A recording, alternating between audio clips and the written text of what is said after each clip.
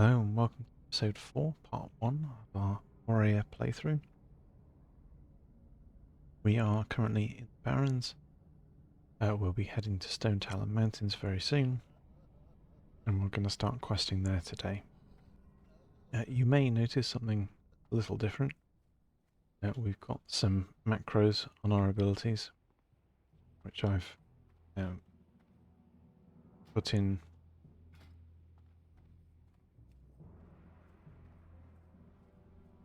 set up some warrior macros which will be useful to reduce buttons, make things fit and flow better. Right now we're going to run over into Stone Talon Mountains, begin that zone. Did indeed set our Hearthstone to the crossroads. We might actually set that into Stone Talon Mountains at some point.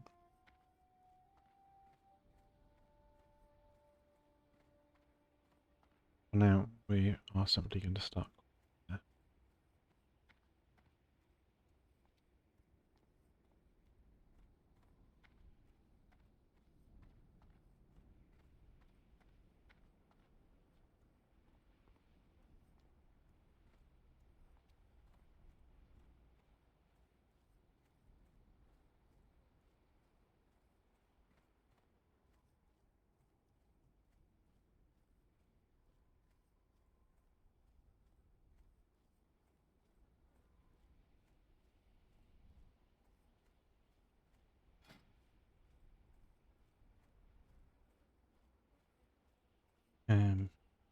Make some more healing potions.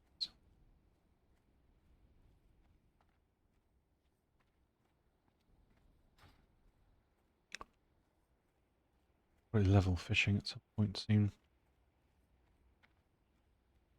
Yeah, we can keep on top of cooking better.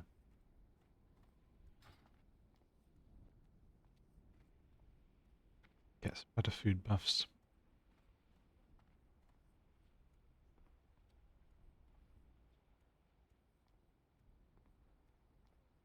And Bloom Earthroot.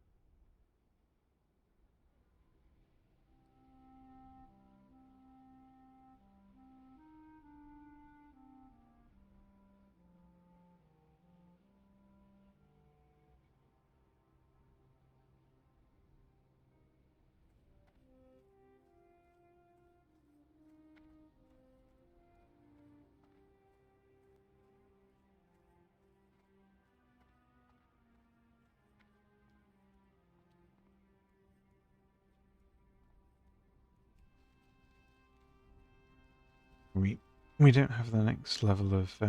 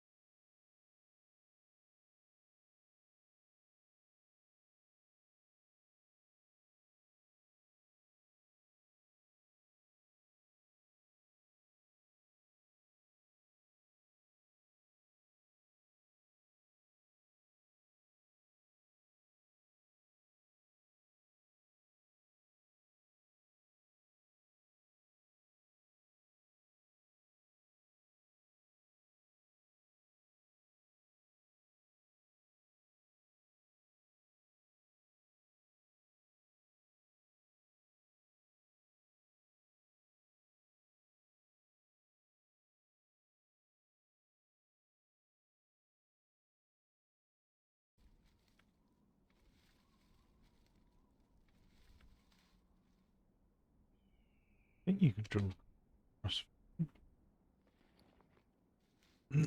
Not entirely certain.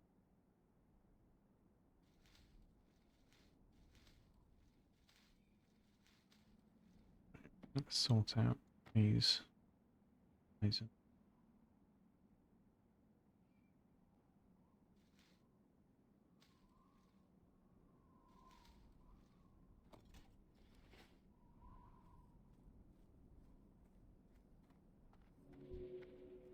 76 mercenaries and another 6 ruffians. That's fine.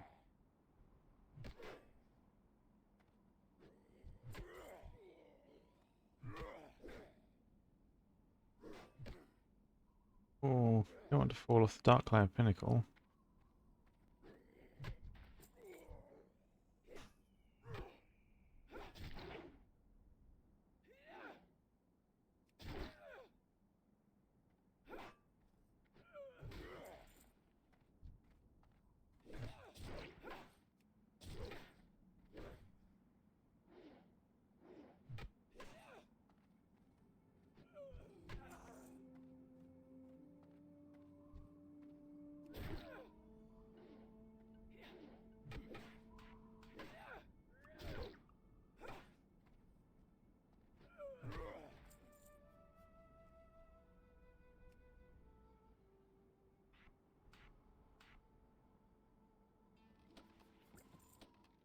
Yeah, that way around maybe.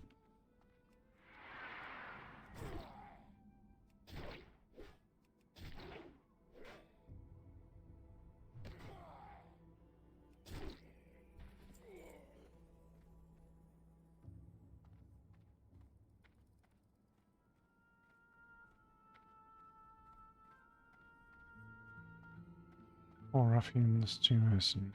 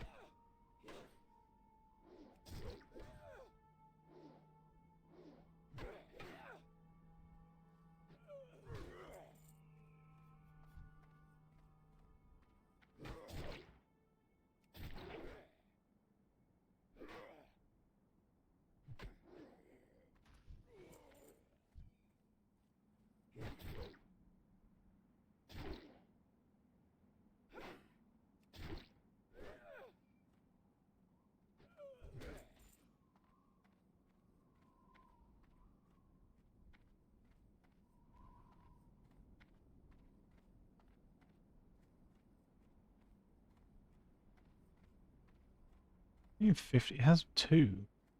What about 1 and an outpost?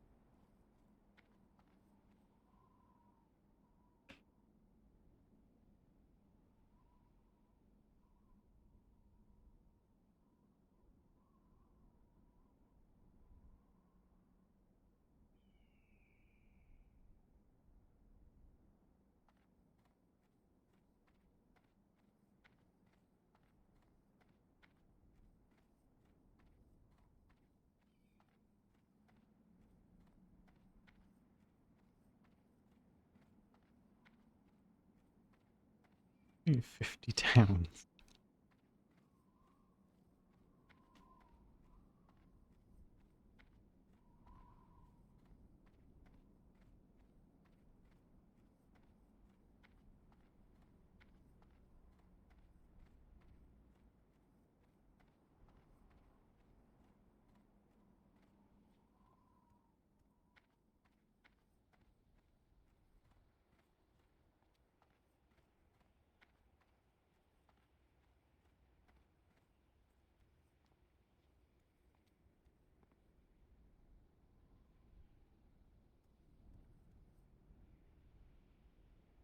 Oh, well, yeah. I'm not really counting Rainwood Street because that seems more like a questing area, but yeah, I guess there is that. There's Maestra Post and Silverwing thing, I suppose.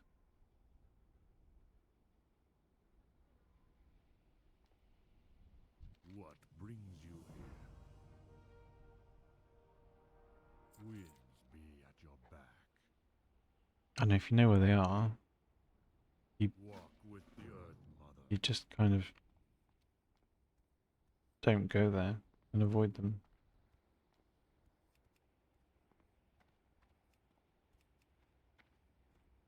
Hmm.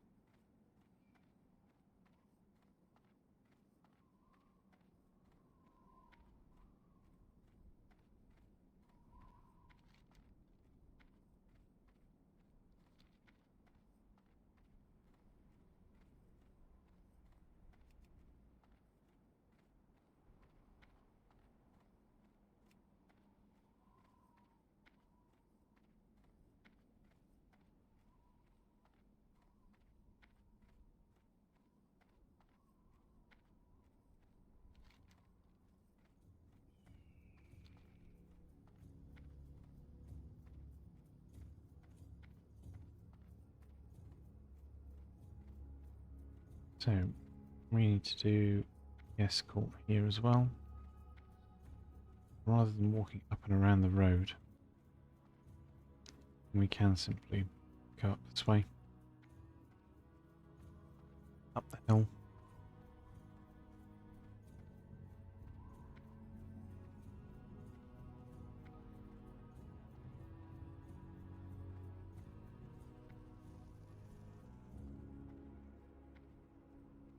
Oh no, did they start it already?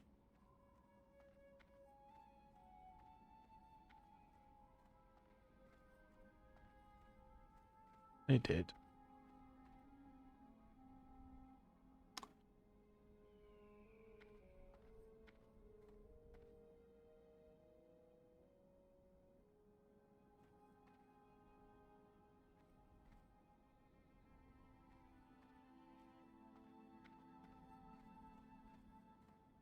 That's going to be a while.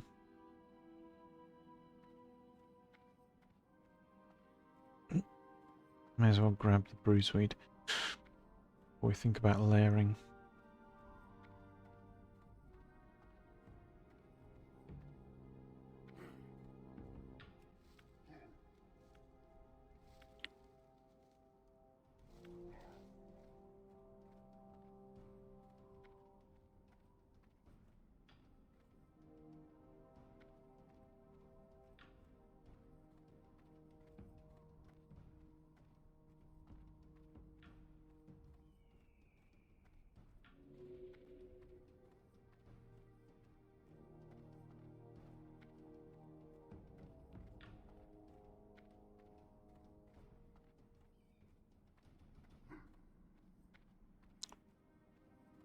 Thing is, the annoying thing is that they've only just started it. They've only just killed all of these things, so the respawn time is going to be super long. It's not. Oh, we've had a reset. Okay, only 3 layers.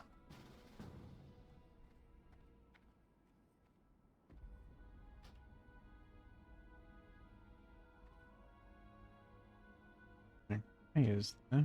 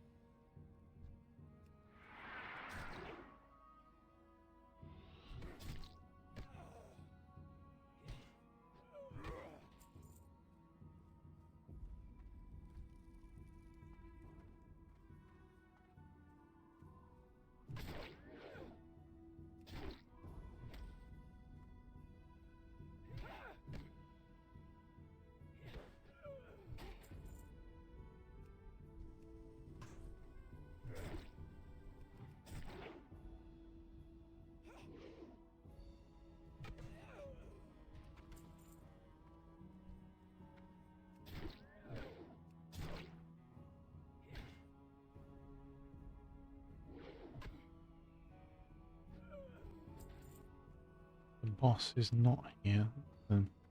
We can we can come back. Do it once it's respawned.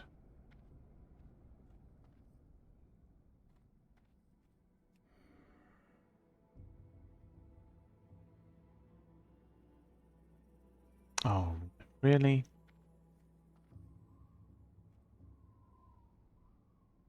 Such terrible timing.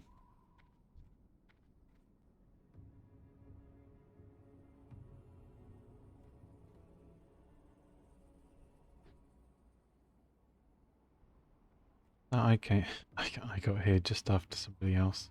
They've got here just after me.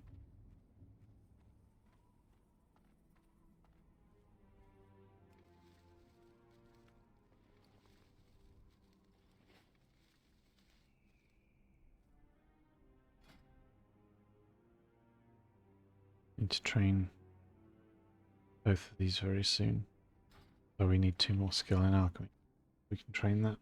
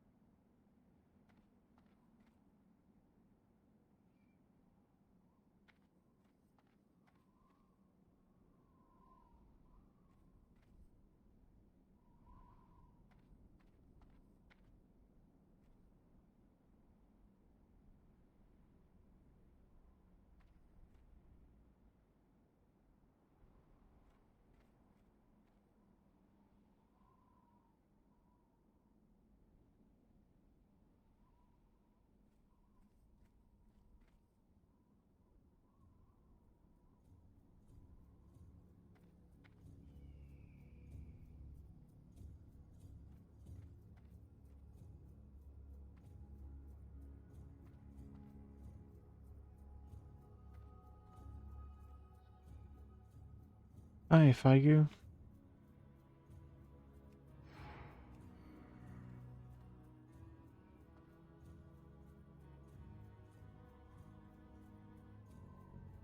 I would say warrior above 20 really depends on your weapon. If you've got a rubbish weapon, the warrior feels rubbish. If you've got a good weapon, the warrior feels alright.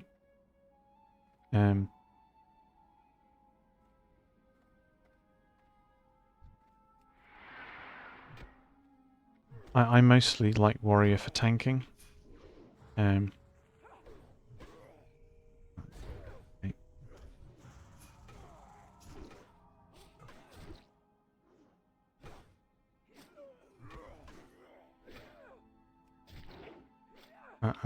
Like it doesn't feel weak. I'm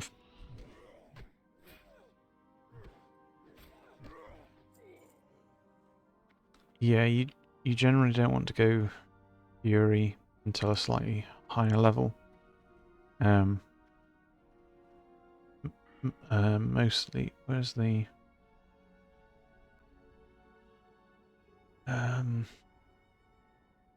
hit talent, isn't there? Where is it?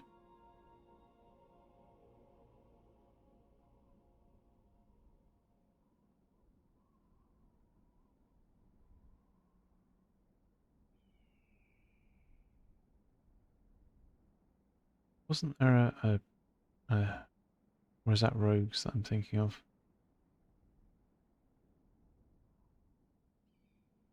Might be rogues that I'm thinking of. Are you playing on Alliance or Horde side? That's probably my first question as to what's best to do. Yeah, so Horde weapon progression. Like there's a level 10 quest you can do at level 10 from the Crossroads called Fungal Spores, and the follow-up to that gets you the Cauldron Stirrer two-handed staff. That's pretty much your best weapon until you get this staff from the Wailing Caverns quest. And this staff is pretty much your best weapon until Black Fathom Deep sometime.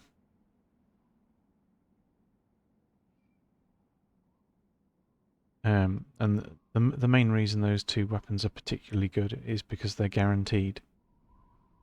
You're not having to worry about drop chance. You're not having to worry about earning a lot of silver to purchase it from a vendor. You know, at level 10, you can do the Fungal Spores quest from the Crossroads. There are like level 13, 14 mobs around there, but it's a quest that you can complete with absolutely no combat. It's just pick 4 mushrooms, go back to the Crossroads, get the follow-up, go to Thunderbluff, get your weapon. And that weapon sees you through until level 20. And level sort of 18 to 20 if you're DPS, or 20 plus if you're tanking. You can do Wailing Caverns, finish the Leaders of the Fang questline from the Oasis Pool questline, and get your Crescent Staff. And this is a solid weapon. Certainly up until 32 or so, and then you might look to get something else. Something might become available. But certainly, like the strongest early weapons are two-handed ones. So I wouldn't tend to go Fury early. Like, especially with the increased mischance when you're dual wielding unless the weapons that you've got are really great one-handers, like the sword from the end of Dead Mines. It's probably not going to be as good as the staff options.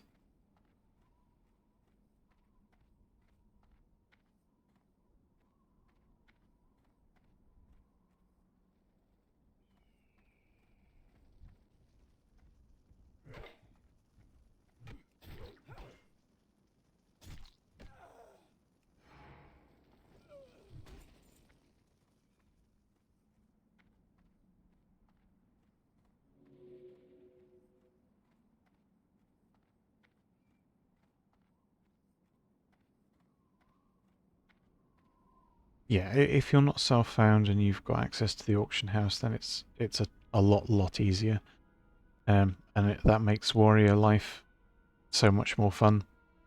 Obviously, I'm playing self-found, so I have to give a lot more consideration to where do I get weapons from. You know, what can I do? What's guaranteed? What's a chance? There's a Blackfathom Deeps quest line which rewards a good one-hander, I believe. It's the... I can't remember its name, but it's very similar to the weapon you get at the end of Dead Mines, but it's got a higher base damage and 15 attack power instead of 12. I can't remember the name of it.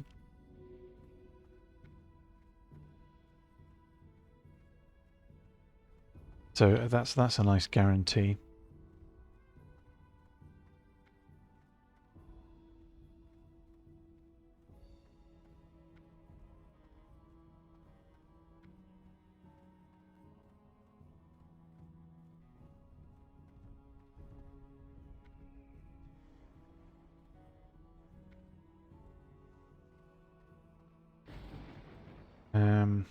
Trying to think what else is sort of guaranteed.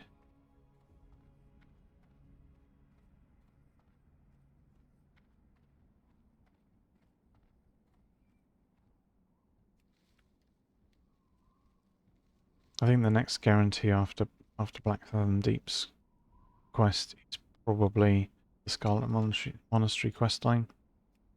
So you could, unless you wanted to run Dead Mines multiple times until you got the end sword, or as you say, bought stuff off the auction house. I think those two, like the Scarlet Monastery chain and the Blackfathom Deeps chain, would be the two most reliable weapon sources.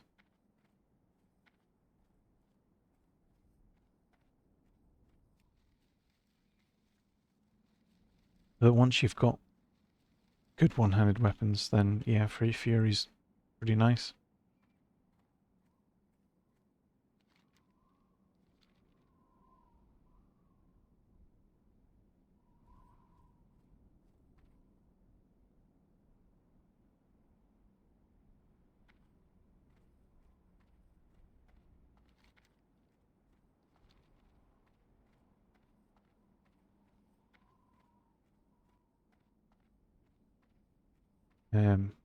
You've got another good two-handed option from Razorfang Kroll, I think it is, that I would look to do at about 33. Have a look.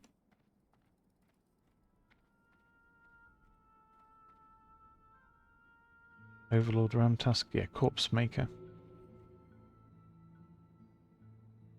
Yeah, that's a really nice next upgrade if you're going two-hand.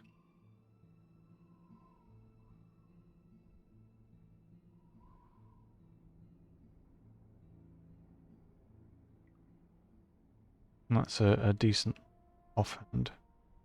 But and that's a nice main hand if you like axes. last boss of Razorfen Crawl.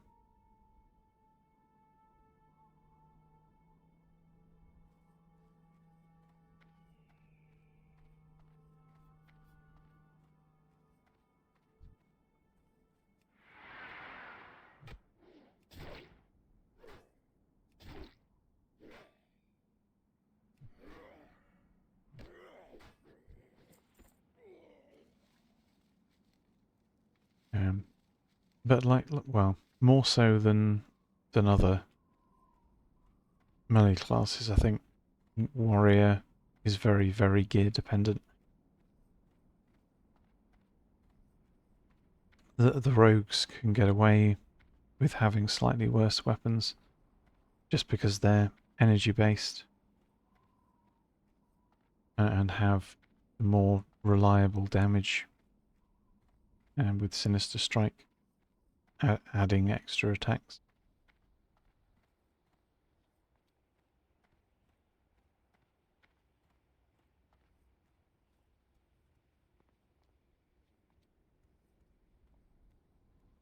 How? Be careful. We shall meet again. Hail. So I mostly prefer tanking on a warrior. It's what I really enjoy. I'm not so keen on the damage dealing aspect of them.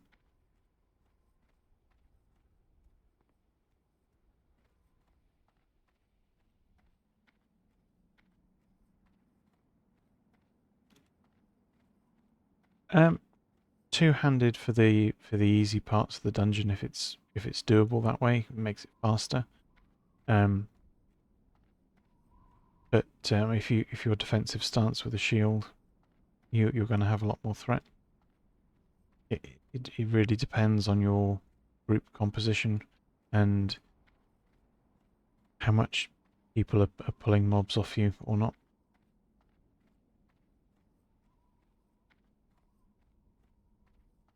I mean, the over aggroing is less of an issue or even a concern in low level dungeons.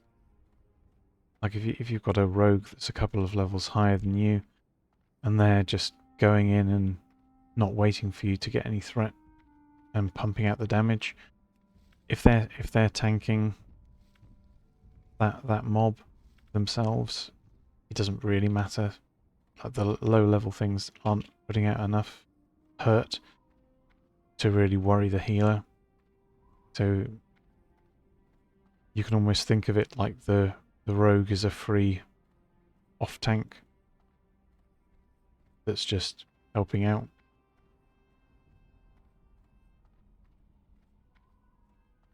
And while they're tanking that,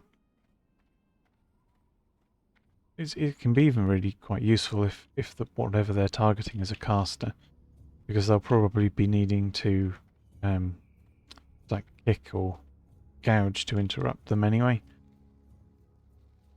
So if they've got threat and it leaves you to focus on the rest of the pull, then that's fine.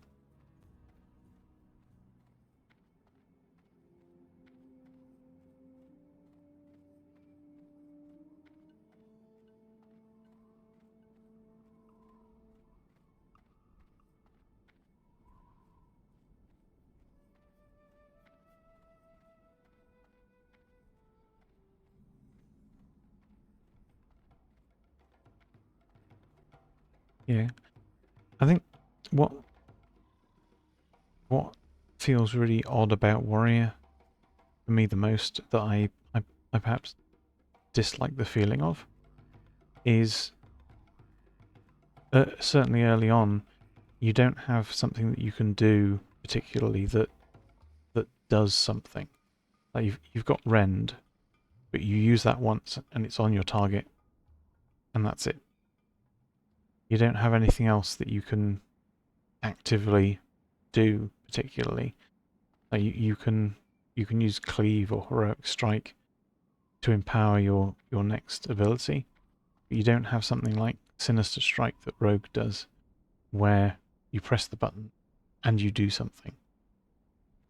You have to wait for a proc for Overpower, for example, or a proc for Revenge. and then you can do something. Stay away from them. And that it feels a bit weird. You get arms, sweeping strikes. At level, what was that, 30? And you get mortal strike finally at 40. And at that point, a warrior feels good. But it takes a while to get there.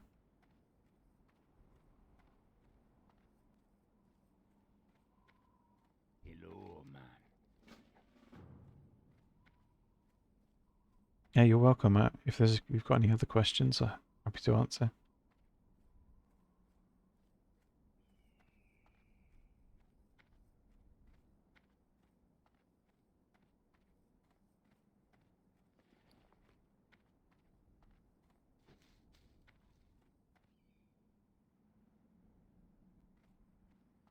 Sell these, yeah.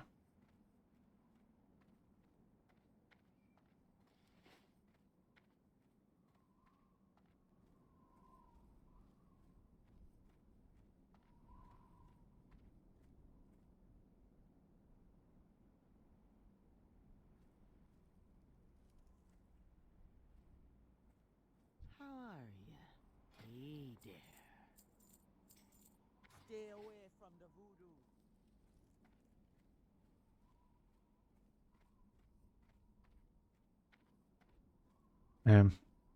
I don't know if you're particularly familiar with Warrior, but it's a really good idea to... You probably don't really need them until you're past level 30, but it's helpful to have macros for abilities. It reduces the number of buttons you need to press. It reduces the number of keybinds you need to have. And it means that you can press buttons and automatically be in the correct stance, which is something that's super helpful.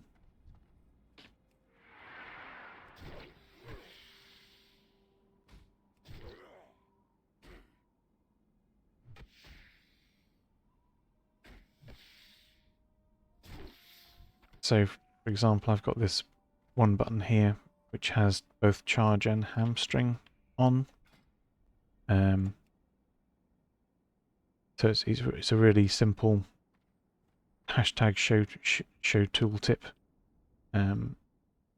The icon I've chosen is the question mark, and using the hashtag show tooltip in the macro shows whichever ability you can use. Start attack starts your auto attack. So if I target the mob, use the ability, I'll immediately attack. And you notice that it's swapped now that I'm in combat to being hamstring instead.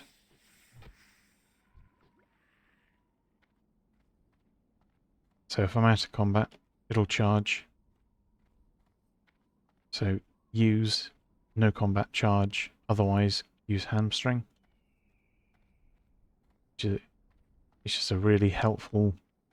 You've got one button that does two things, and it's where it's in a location that is easy and natural.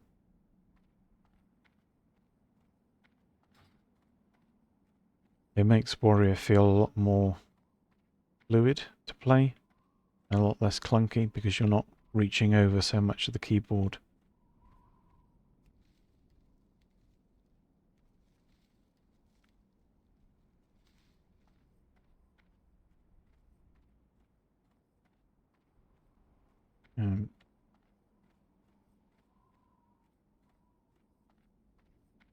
There are some more complicated macros for abilities I don't have yet.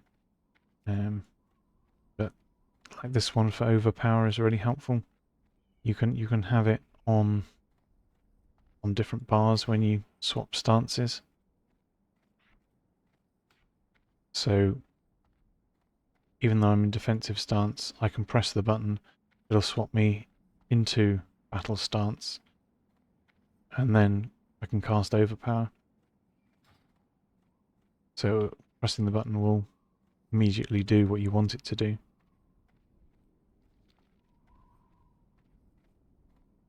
You have to have the stance check and change into the stance first before the ability use.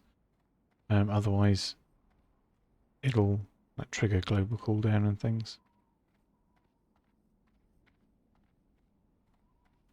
But again, it adds a huge element of quality of life and like fluidity to the warrior. Otherwise, you've got to click to change your stance and then click the ability that you want to use, which feels slow. It feels clunky. You've got to think about it. A lot more to do, and in like the more stressful situations when it matters more, if you're thinking, oh, I need to do this, oh, but I'm in the wrong stance, oh, I'd better change, and if you've got the macro that essentially checks your stance for you, and then if you're not in the right stance, puts you in the correct stance for the ability, and then casts the ability, I can't describe how much better that makes the warrior feel. It's huge.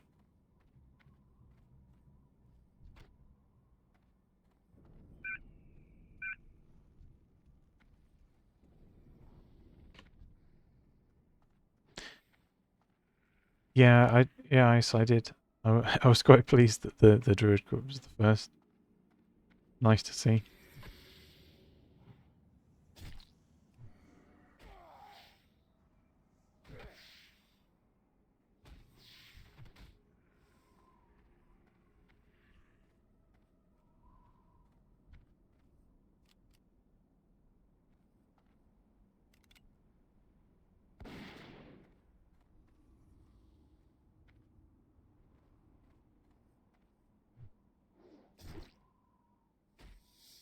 Still annoyed it died though, of course.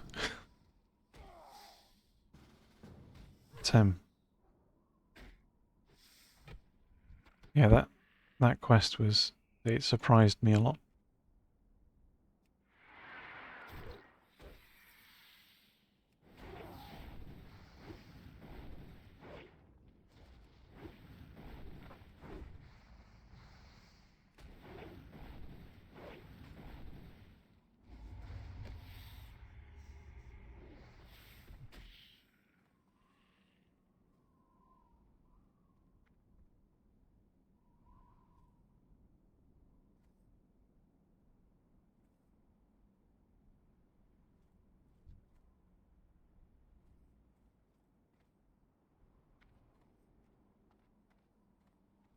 Yeah, so the quest I was doing there was about 3 levels above the quest difficulty.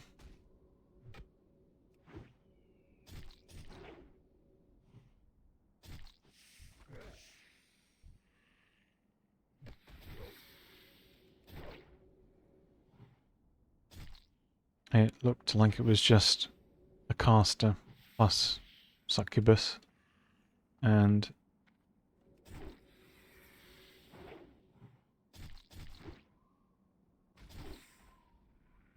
that would be that. It's obviously a lot more complicated in the end.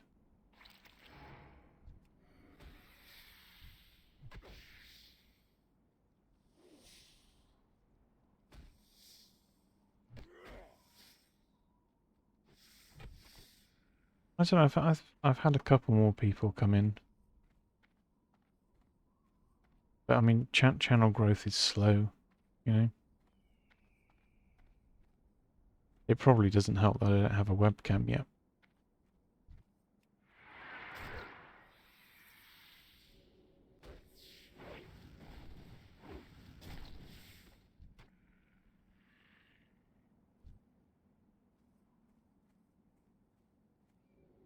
Yeah, I should have stood my ground.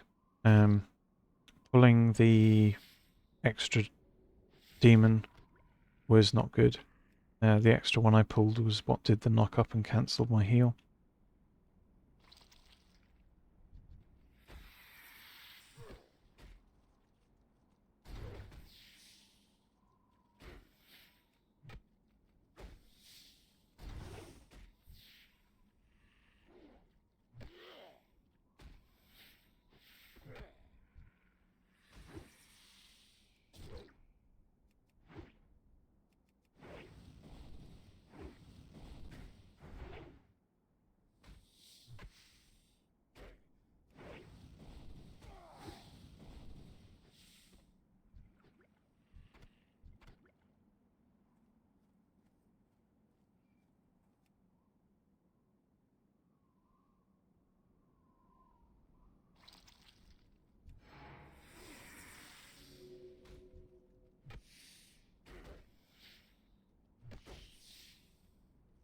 And really that cancelled heal is what caused the most issue.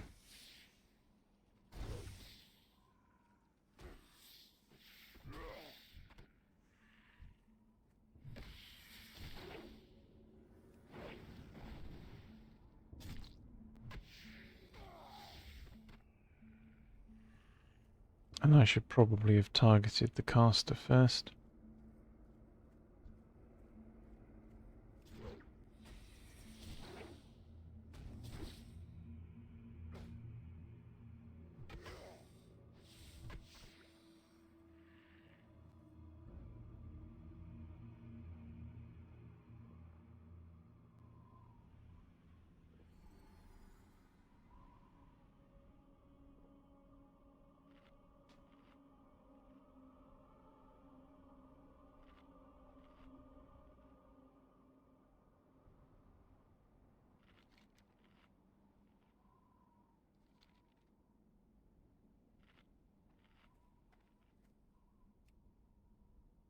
But it's easy to say things in hindsight.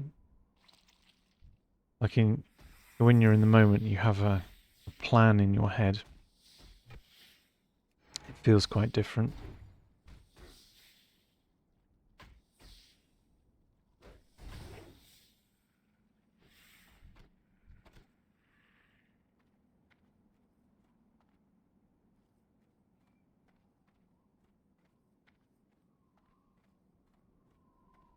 Like the intention in with the druid was to like kite away slightly and use the line of sight that was the solid object that I got unfortunately slightly stuck on.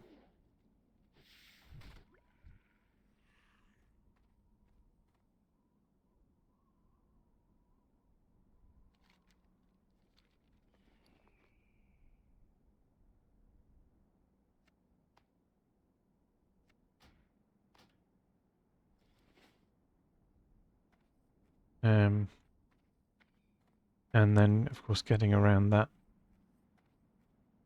object called the extra demon,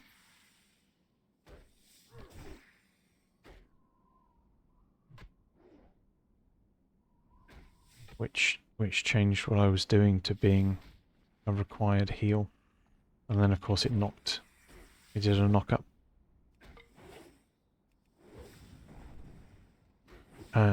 Or knockdown rather, which interrupted the heal cast. At that point, I'm not sure. Like, most of the incoming damage was being caused by the caster rather than the small things that were hitting me, because like the Void Walkers, they're attacking me, but they're only level 17. So like I was 10 levels above them, so they're not actually going to be doing that much damage. It's the caster that was important.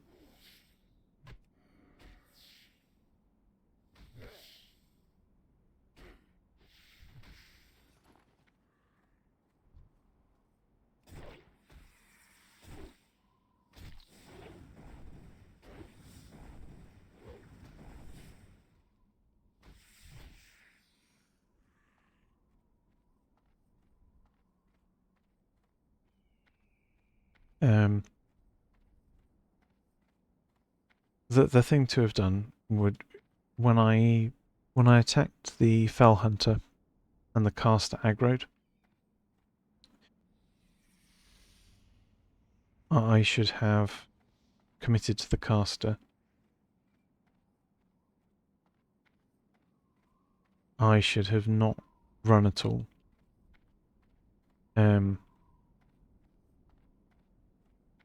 And my heal would not have been interrupted then. And the healing pot would have done more.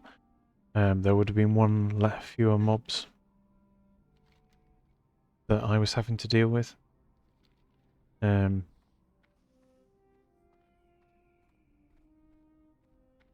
like moving around that little piece of terrain, whatever it was, it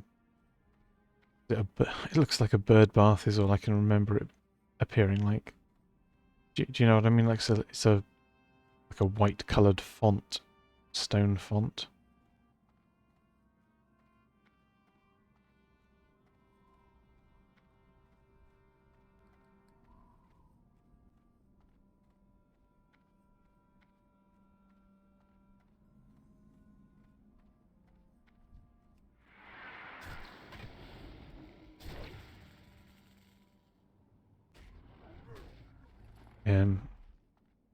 Having to move around the front side of that was what got me aggro on the... What are those demons called? Is it like a Felguard thing? I don't know if it actually qualifies as a proper Felguard.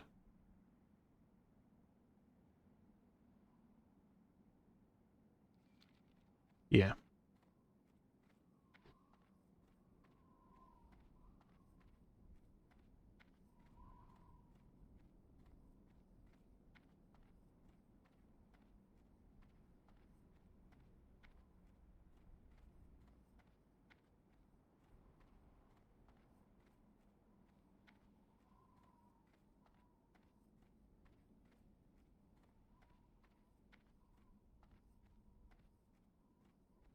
It was the knock up that interrupted the, or sorry, knockdown that interrupted the heal that did the most harm there. And of course the slight bit of extra damage from it, because that Felguard is more level equivalent, so it's actually doing something.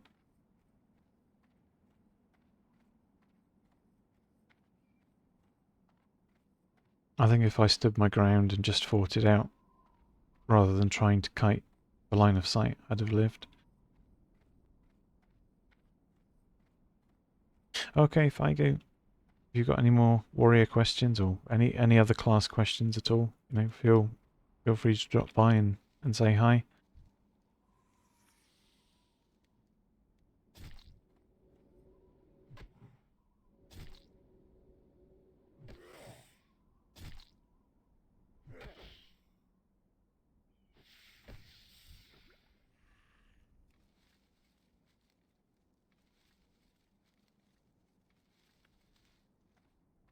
But ultimately, it's one of those things. I was doing a quest that I wasn't familiar with. I wasn't expecting the ads.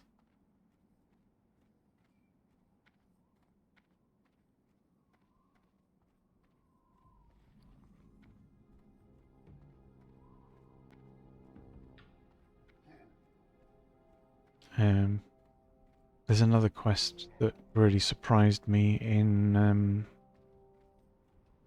Ashenvale Forest. It's in the very southeast. It's called One Shot, One Kill. It's level 15. And it starts waves upon waves of furbolgs attacking you. And I think you get like 2 and then 3 and then the boss comes. But if you were doing that one at level 15, you would be in some serious trouble.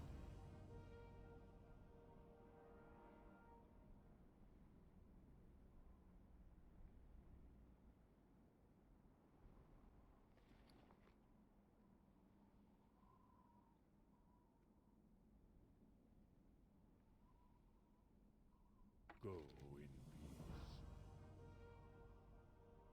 Walk with the Earth Mother. I think I did it at around level 20. And I really quite struggled with it. I was surprised at how much damage they put out.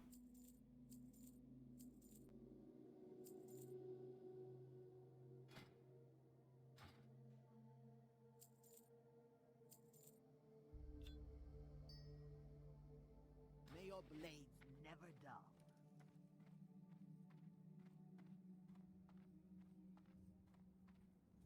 But it, to see it on the map, it just looks like this innocuous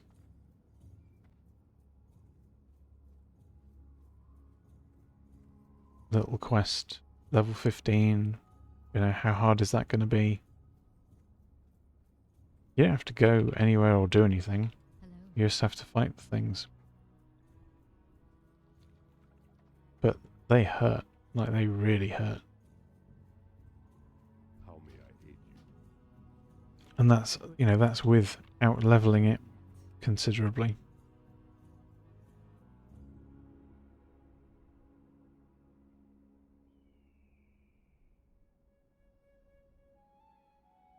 Be careful.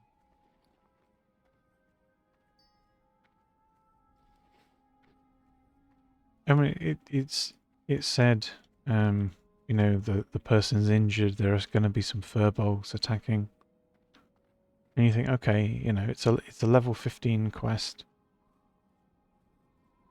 You're going to get like one furbolg, within 2 furbolgs, then maybe something else. May the eternal sun shine. But I was certainly not expecting Winds be at your back. like 3 plus them hitting that hard.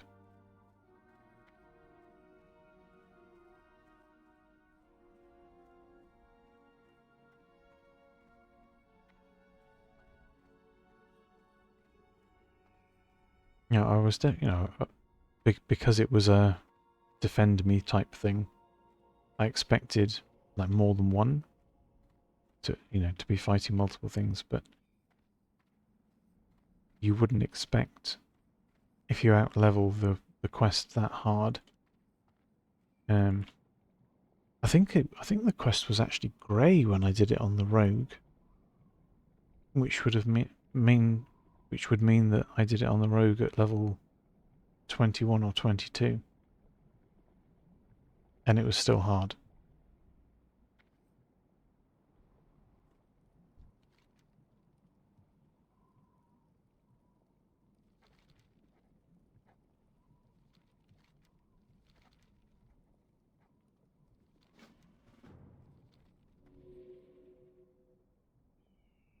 Yes, that's what I mean. It totally surprised me. So it's really tucked out of the way in May the eternal Southern Ashenvale. shine upon Sorry, Darkshore. So kind of down here somewhere, like in the cliffs.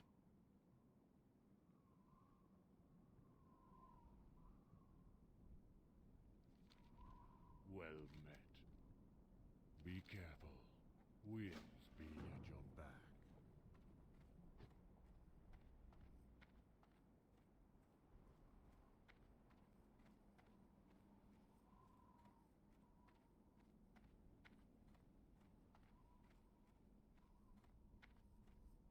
Well, yes, quite.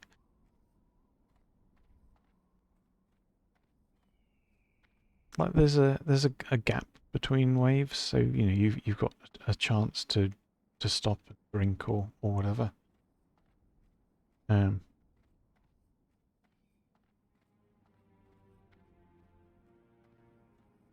but you certainly don't expect like level 15 mobs to hit you that hard.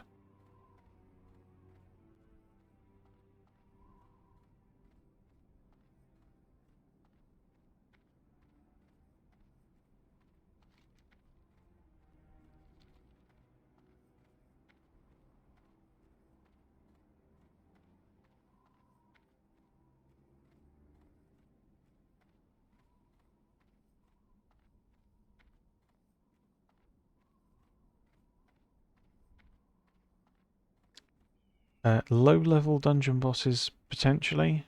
High level dungeon bosses, they'll just laugh at you.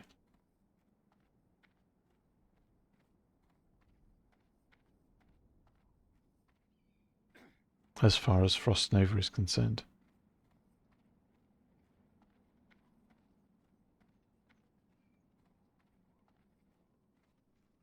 What's real.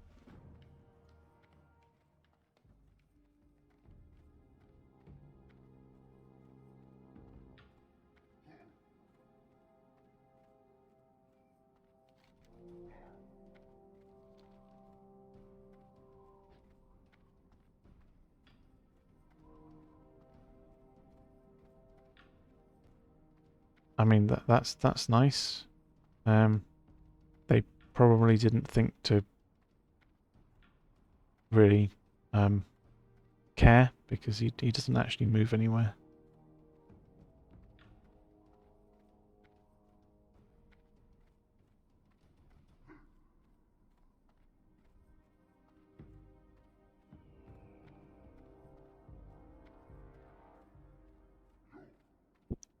Oh, the crag is busy today.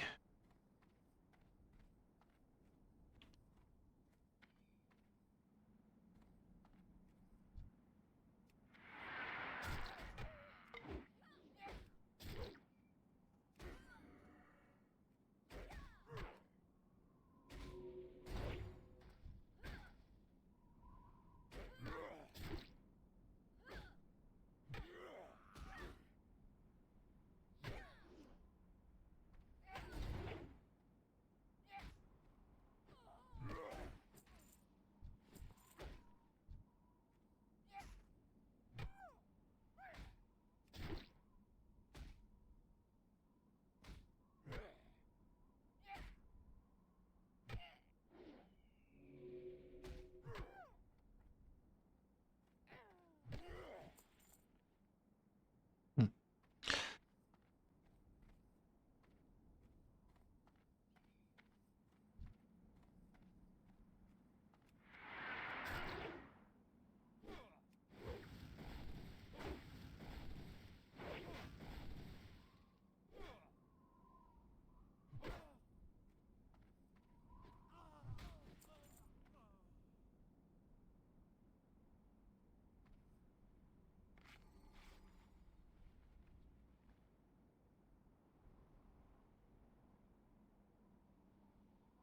Yeah, I mean, also damage caused breaks shatter, doesn't it? Like it breaks the root effect.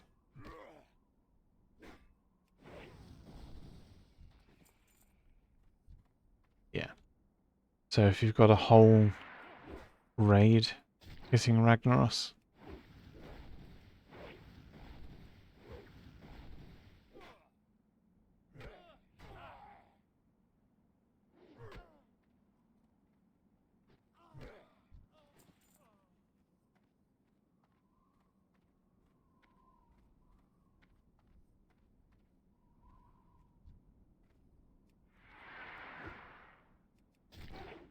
can, if, maybe.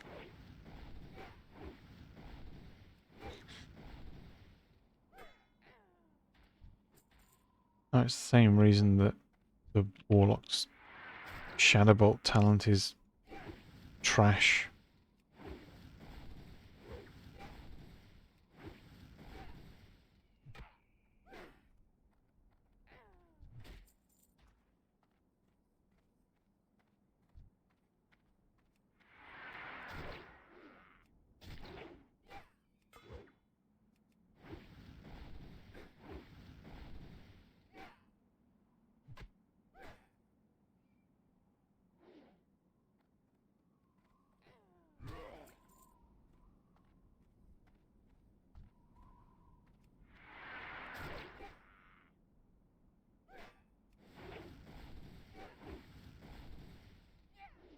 So you know, the effect triggers. And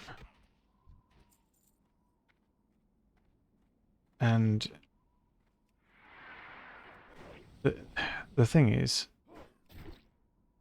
when your Frost Nova triggers, you've then got to cast your Frost spell, right? But during that time, all of the melee are going to be hitting the boss and breaking your root, so that by the time you cast the Frostbolt and it lands, there's no more Frost Nova.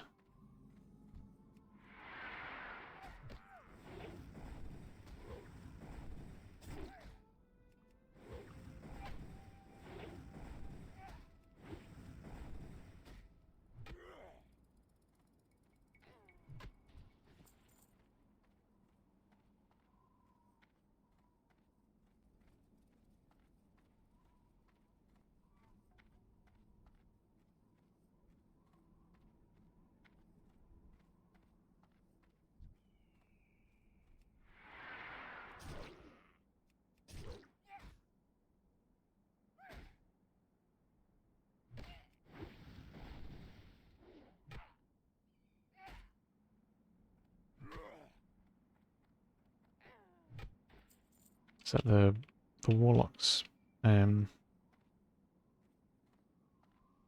have a destruction talent that increases the Shadowbolt damage after a Shadowbolt crit for the next so many hits.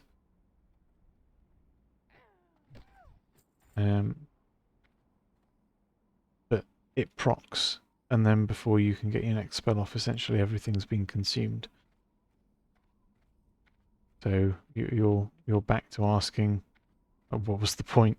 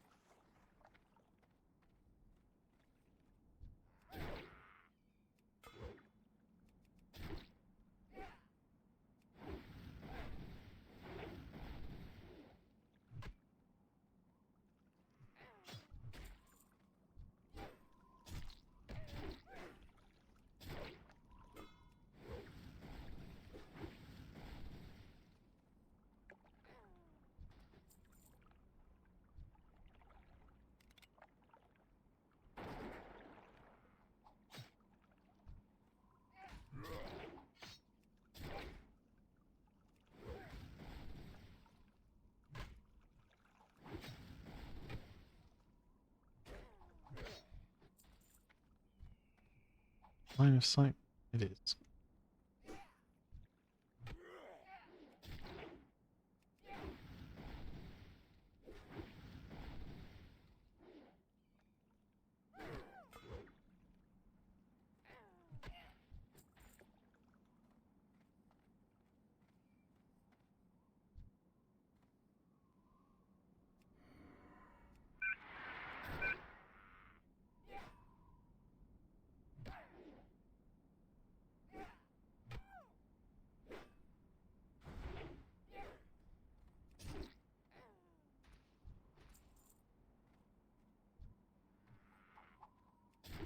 I think it felt better early levels actually with blacksmithing.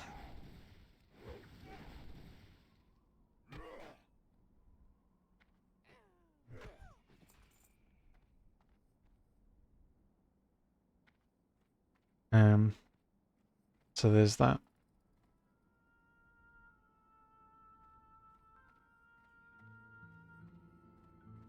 It feels a lot better now I've got the crescent staff and I can actually do something.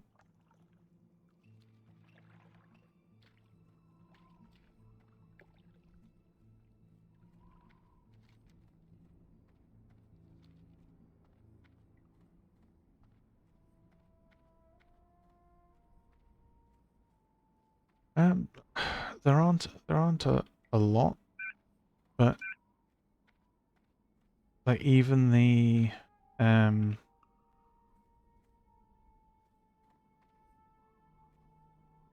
even the sort of simple white upgrades that you can craft are, are helpful, and they just make things feel smoother. And I think the extra armor does more for you than a lot of those potion things combined. I was expecting the elixir of defense to like feel better than it does.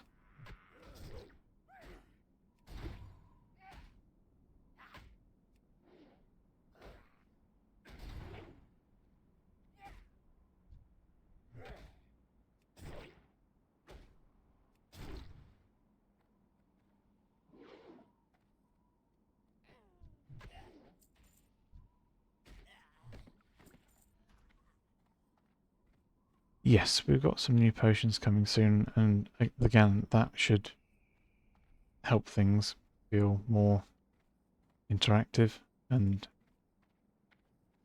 like there's an effect going on. We get the strong Troll's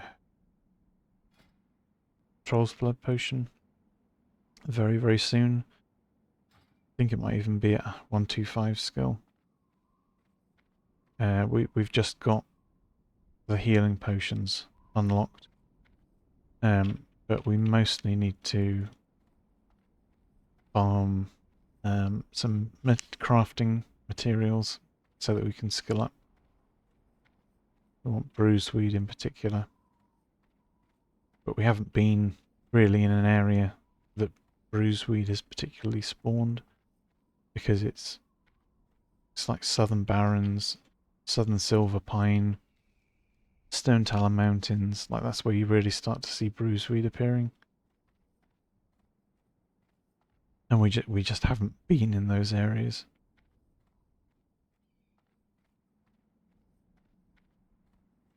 So we've got a little bit in the bank, and we've got 15 now. So the Briarthorn and bruiseweed combined should be worth maybe even 15 skill points Yo, have a if good we craft the healing potions. Be good. Keep it real.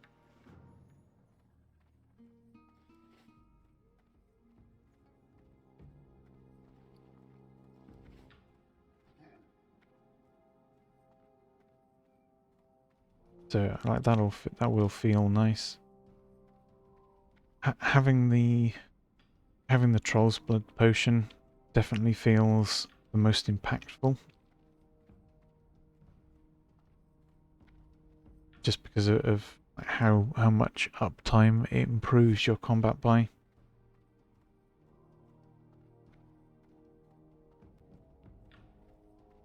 Yeah, the random herbs from vendors are usually very expensive comparatively.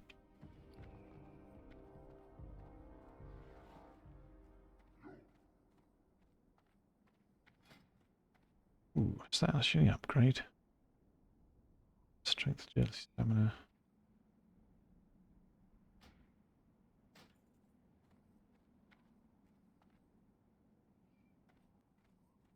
Yep.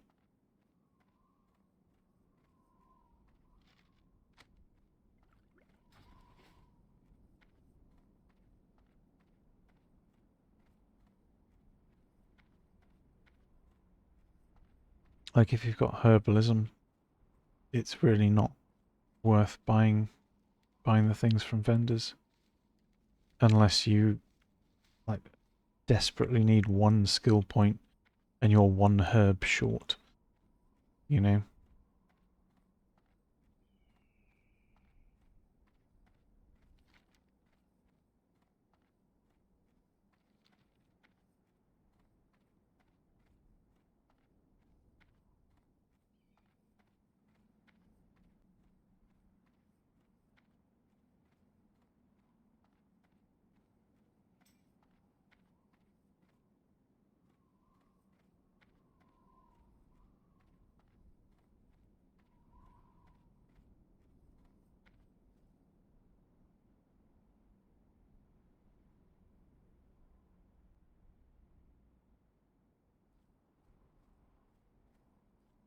Um,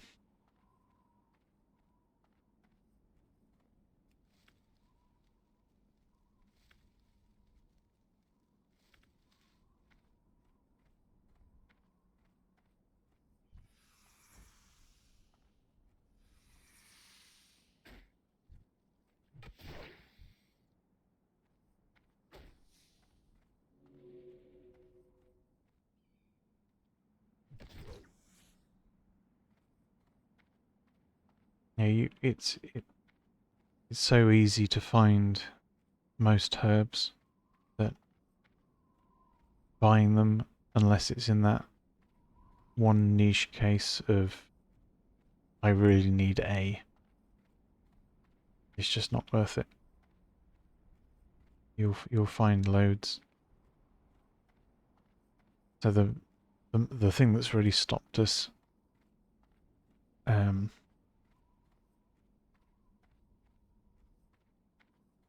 as far as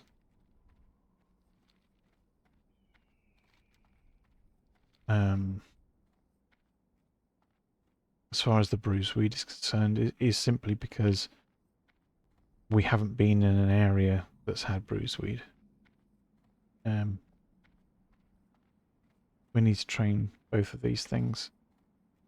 And like now we're in areas that bruiseweed exists. We'll get tons of it. Like you can see it, like it's all over the Charred Vale. It's all around up here. It's down there. It's in the Windshire Crag. It's in these village areas. It's along the path. There's tons of it.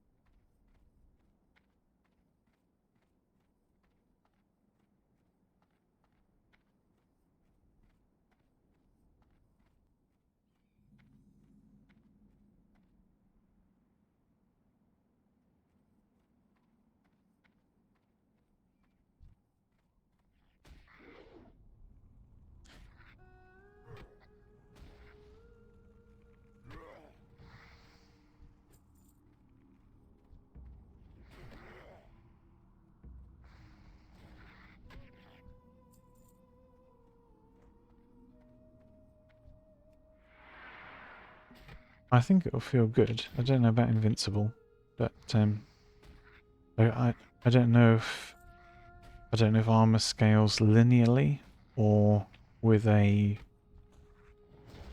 curve, you know.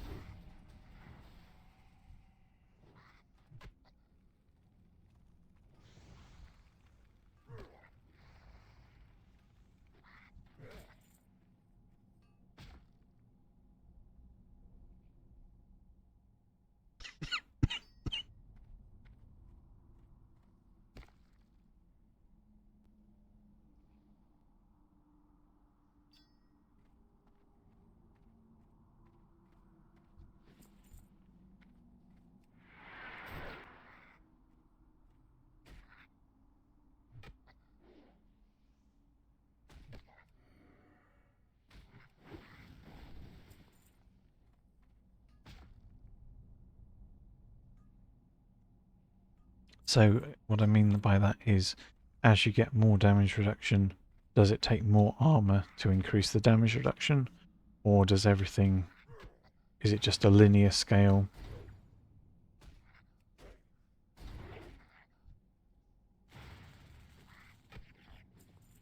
Where you need X amount of DR to get Y amount of... What's this mage doing? Are they mage braining on me?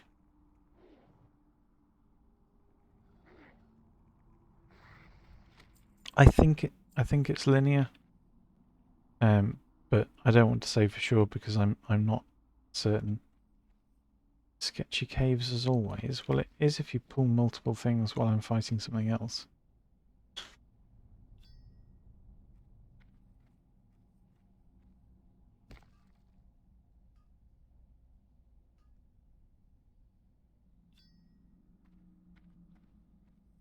Yes, it will kind of suck for certain things.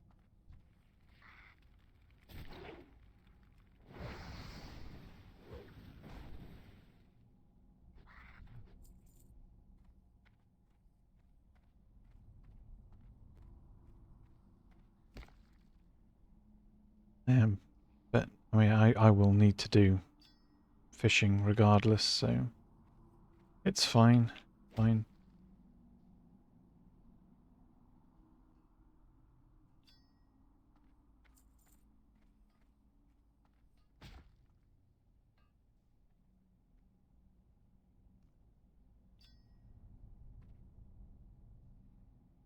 Oh, hang on. Do you actually need that crystal there to jump up on it? Crystalax is solid. Fine. Go the long way.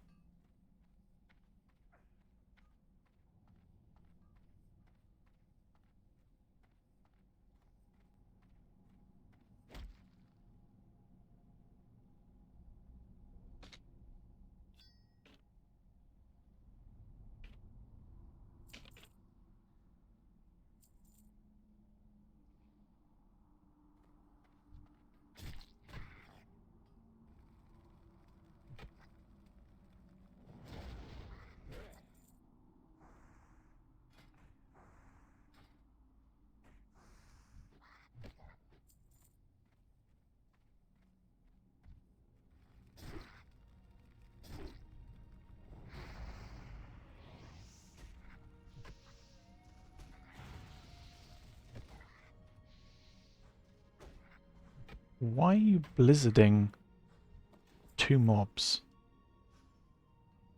What? What even is that?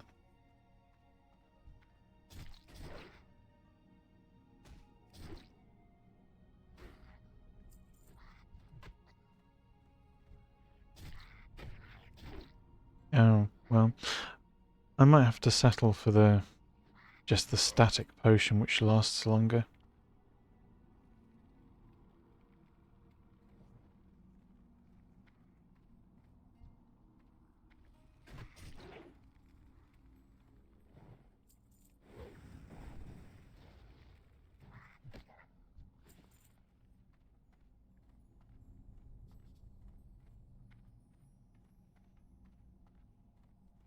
Was it greatest stone shield potion or I don't know, whatever. Yeah, it adds about 500 armor anyway. It's sold by the recipe sold the alchemy supplies vendor in Orgrimmar. It's about 265 skill.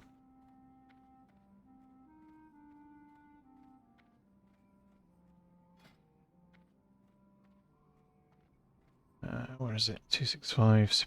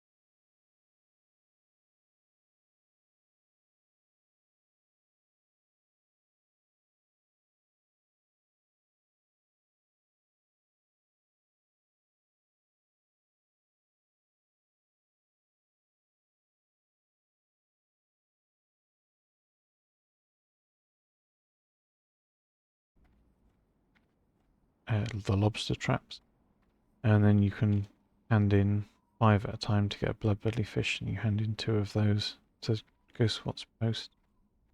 You can get mage weave cloth, or the ore, or some leather, thick leather, I think.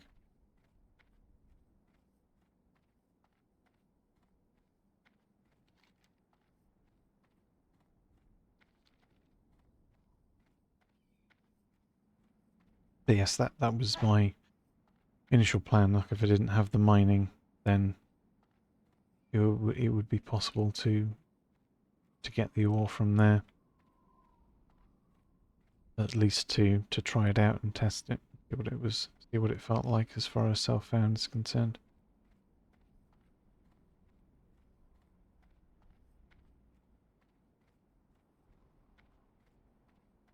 Obviously, if like the mithril ore is super hard to come by, then it's just not worth creating.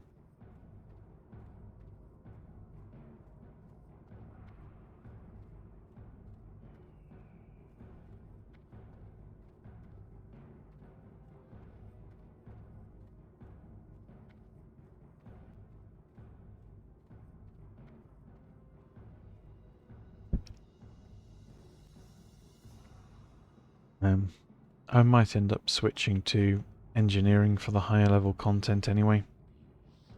I'd rather not. I'd rather stick with alchemy just to play it through.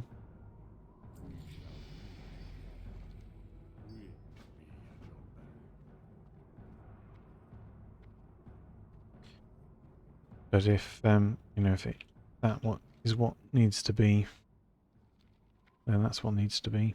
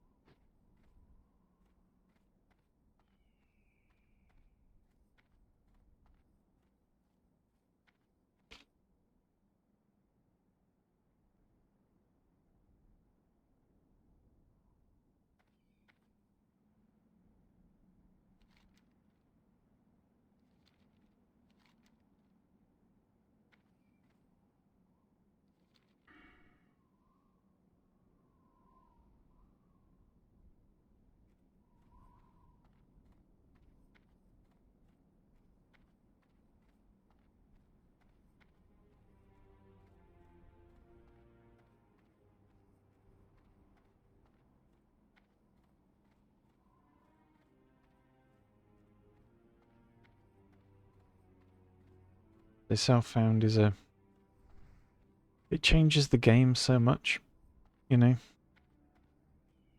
Some things that you think you can do, you just can't.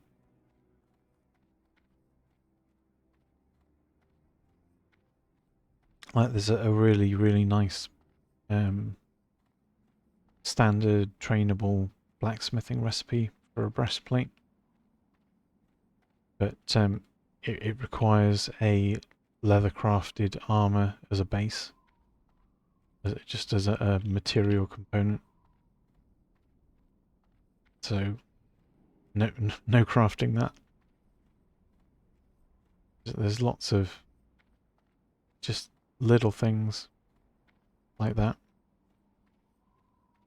Some of the leather gear that you could make with leatherworking, at low level, it requires an elixir, like minor elixir potion. Well, again, you're not you're not crafting that.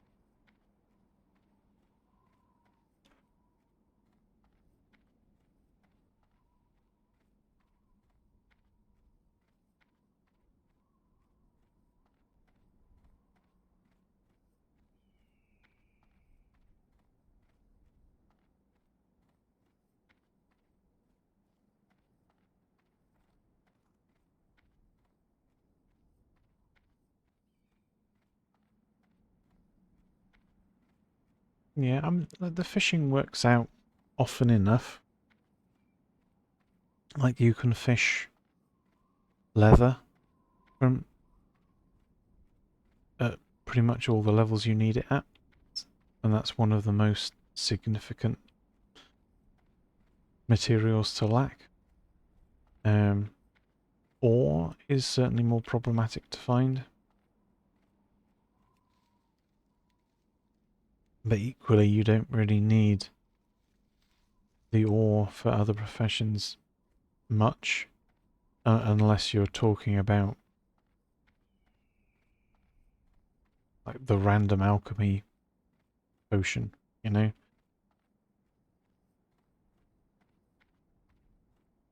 Generally speaking, if you need ore, you also, the profession needs so much of it that you also need mining anyway.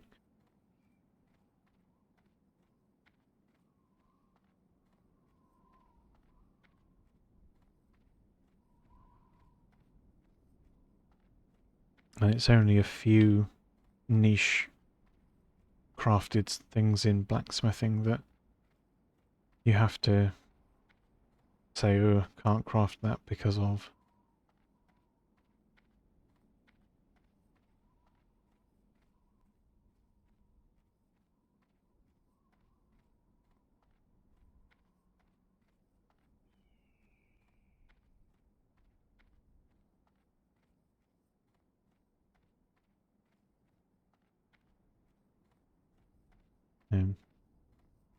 Now, some classes I don't really need like the crafted stuff either, though.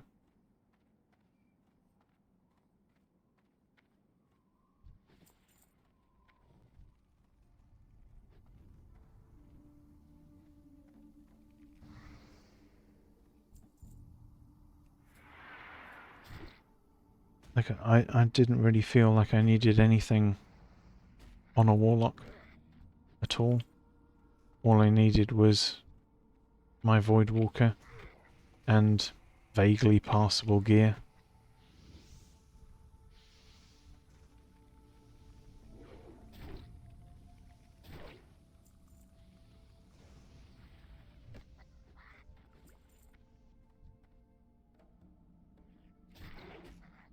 The only thing I absolutely wanted to craft on the warlock at all was the low level ones, like that. And even that isn't. It's not required, but it makes things so much better. And it doesn't take that long to grind out the linen cloth.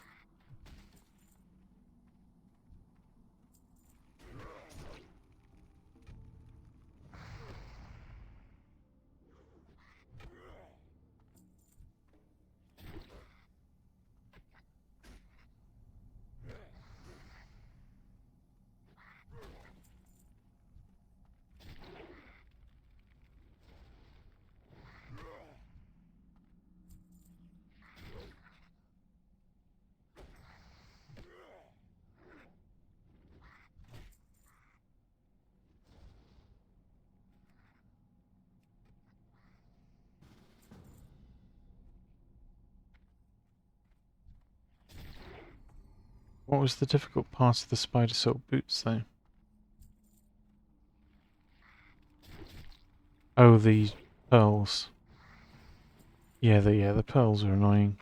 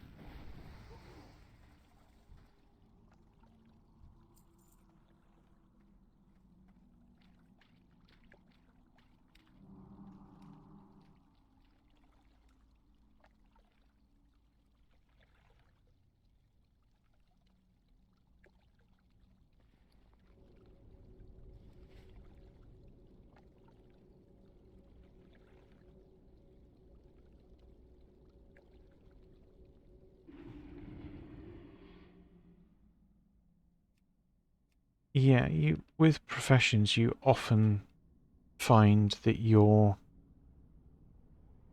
behind the curve, and it's like that right from the start.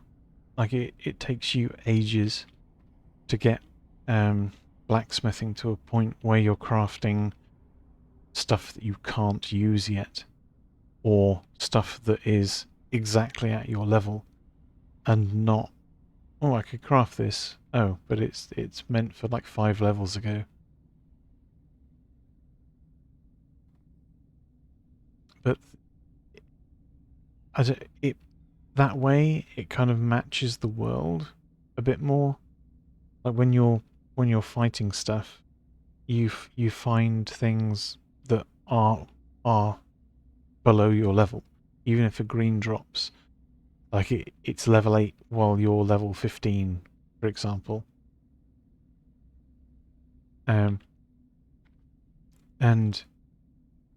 I assume it's so that like the profession crafted things aren't so good and so easily obtainable that the other stuff gets made obsolete and pointless.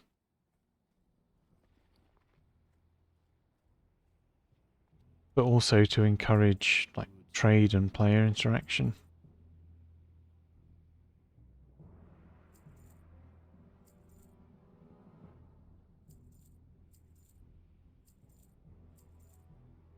Be seeing ya.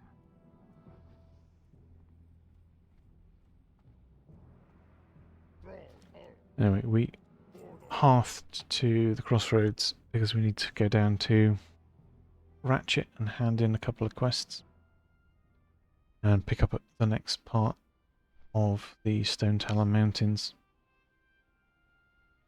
And then we can run in from the crossroads to hand in the 2 quests that are near the Stone Talon Mountains entrance. And then next time we go to Sunrock Retreat, we can set our Hearthstone there.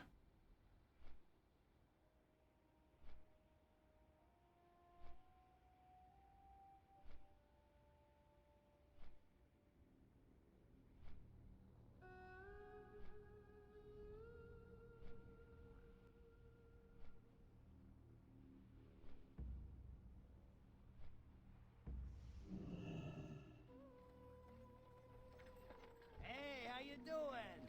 Have a good one. Be good.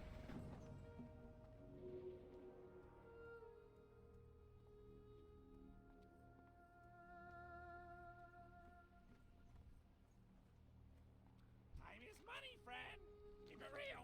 Hurry back. Glad I could help. Hurry back.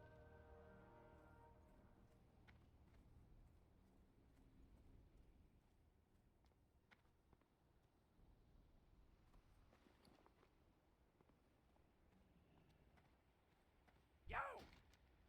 Keep it real.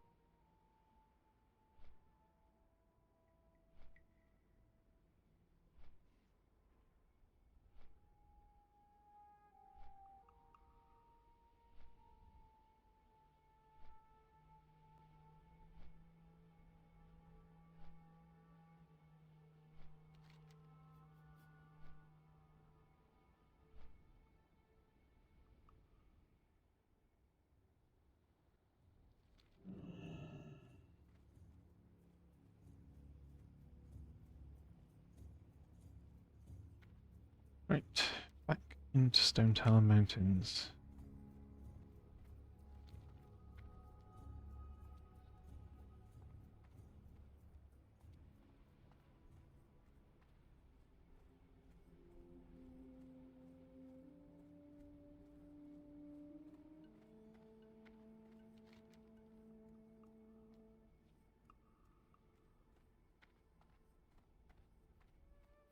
need to hand that in at Orgrimmar at some point. Probably when we train again. We challenge and shout.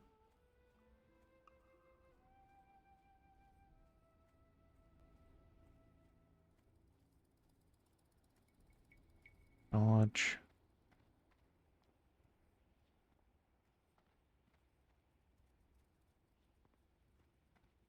With a slightly better mocking blow.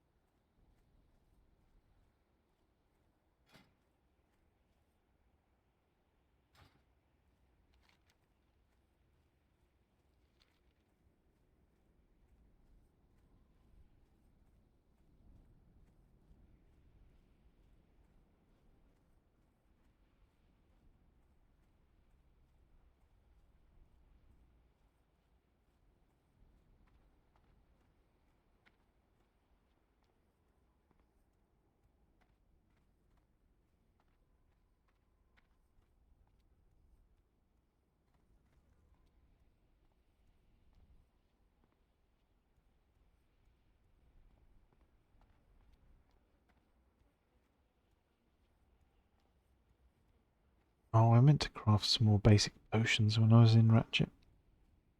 Big as the banks there.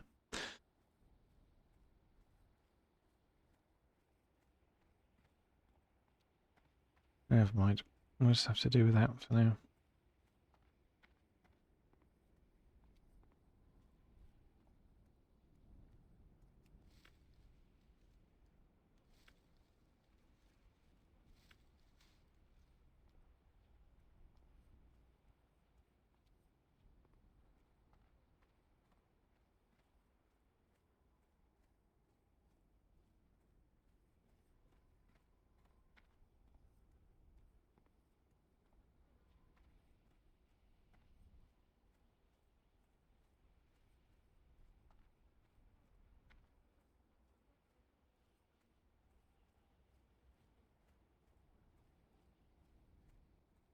Next question, of course, is given that when we were in Windshear Crag, we immediately saw both XT units. What's the betting that when we find them next, they're both dead? Go forth to victory. What brings you here? Loktar, farewell. Go forth to victory.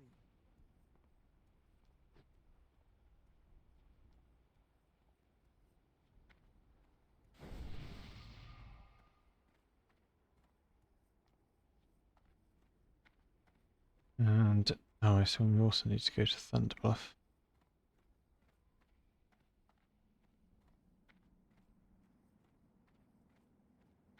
Which will send us to Hillsbradford Hills.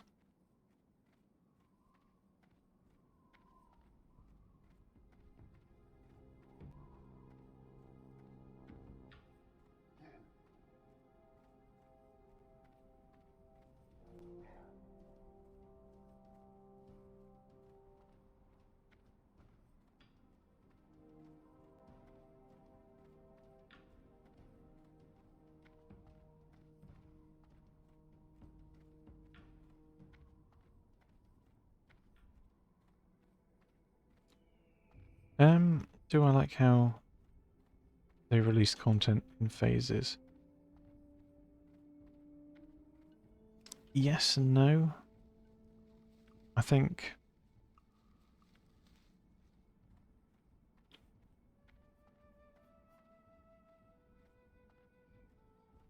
it depends what your goal is,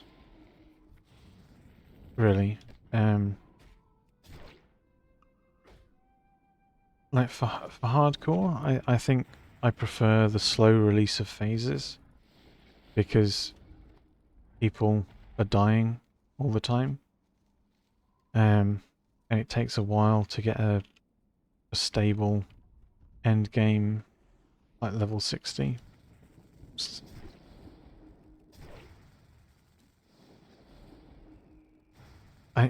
I do think the phases are perhaps a little bit on the slow side for standard classic, because if your character dies, well,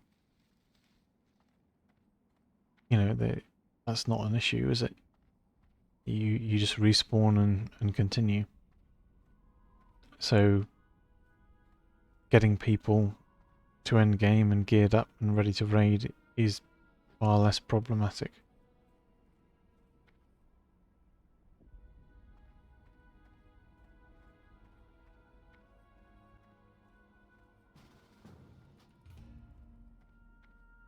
But from the point of view of hardcore,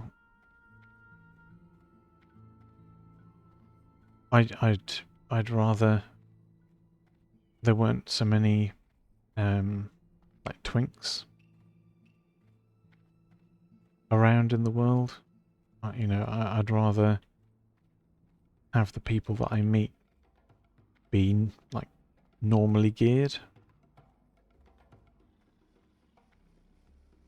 That makes sense.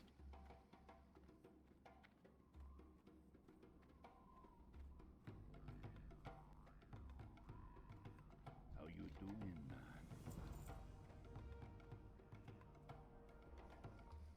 Because the more double fiery weapon, multiple blue geared people that you've got running around destroying everything, the less fun it is if you're playing through self-found. It's one of the reasons why I chose to play on the anniversary realms over the existing hardcore realm.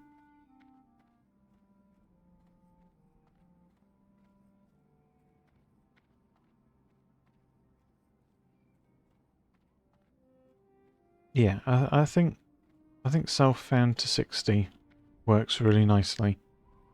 Obviously, if you want to raid, you absolutely need to be able to trade.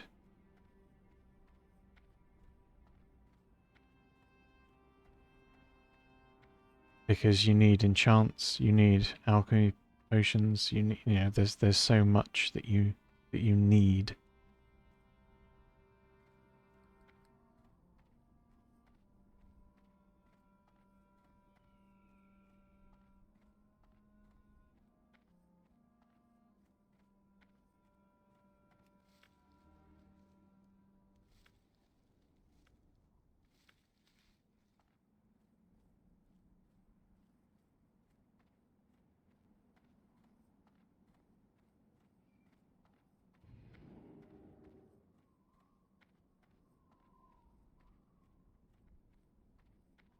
I think maybe if they had, if they allowed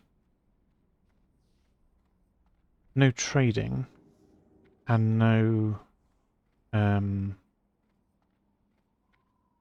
mailbox, but they allowed auction house use, and you could use your mailbox to manage what you bought from the auction house, then I think that might work quite well.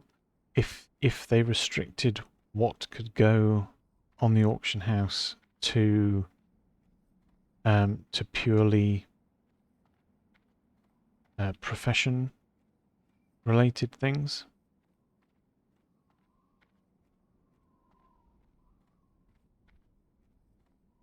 So leather, herbs, ores,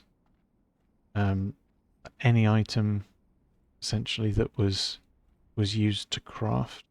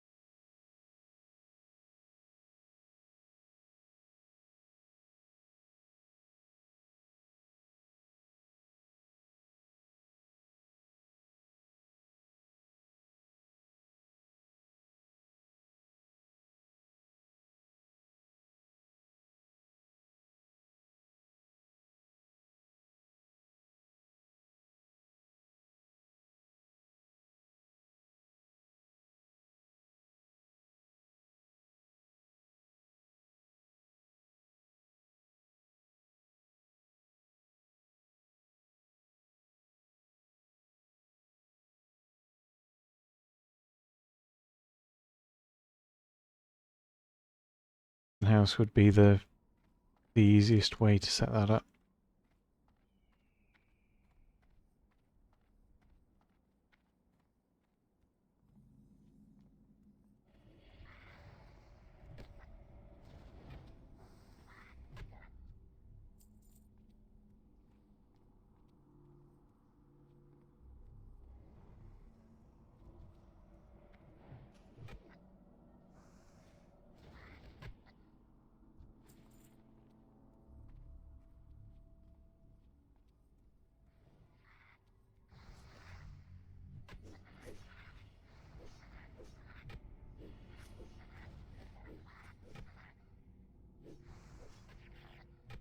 That's probably too much changing stuff.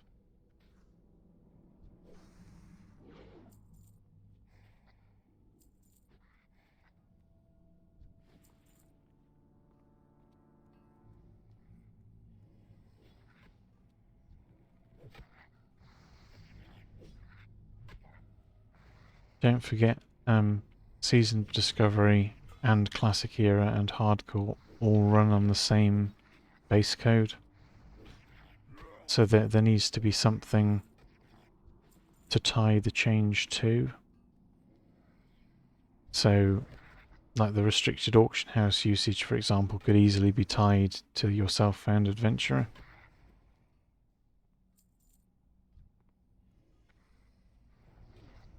because like it's already coded like that.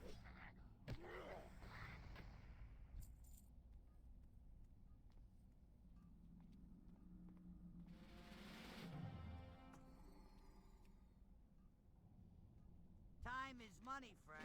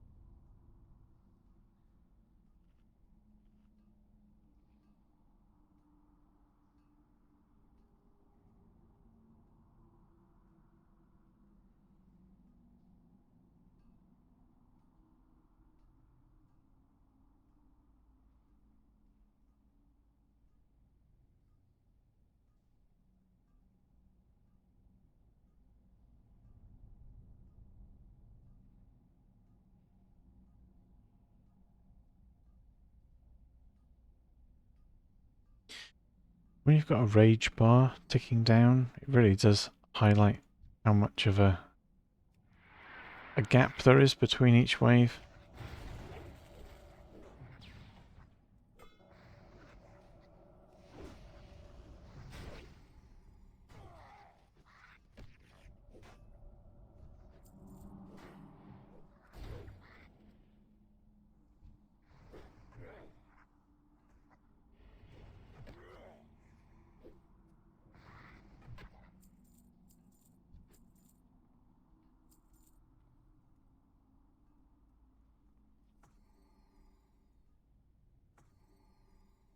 Yeah, there's not going to be any point me doing anything until wave 3 arrives. If I do, then the rage will just tick away pointlessly.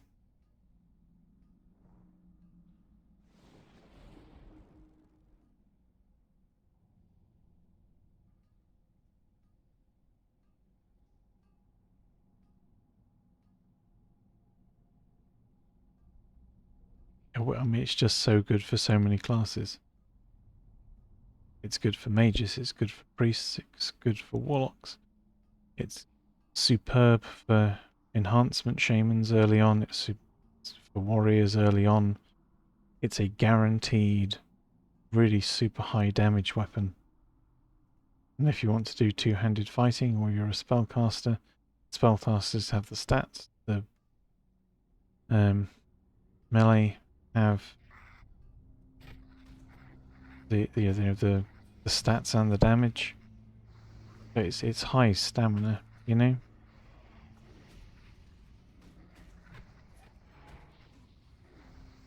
And high spirit, so it reduces downtime.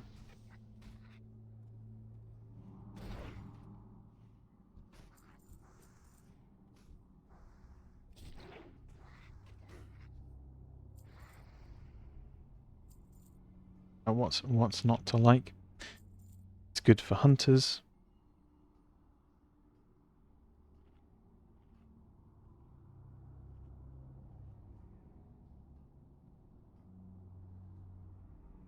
I think the only melee class it's not good for is rogues.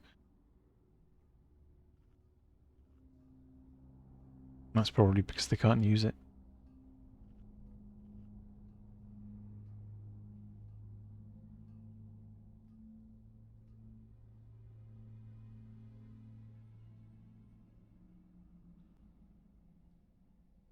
Yeah, it's good for druids, just stat-wise.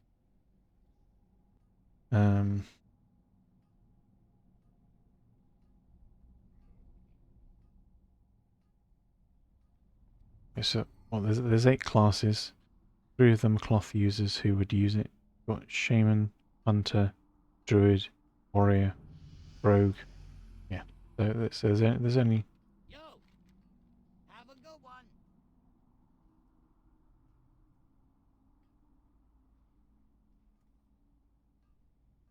Hmm?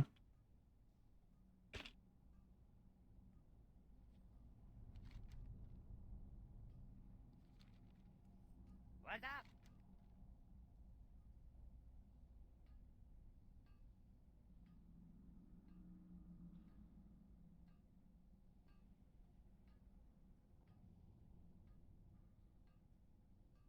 Keep it real.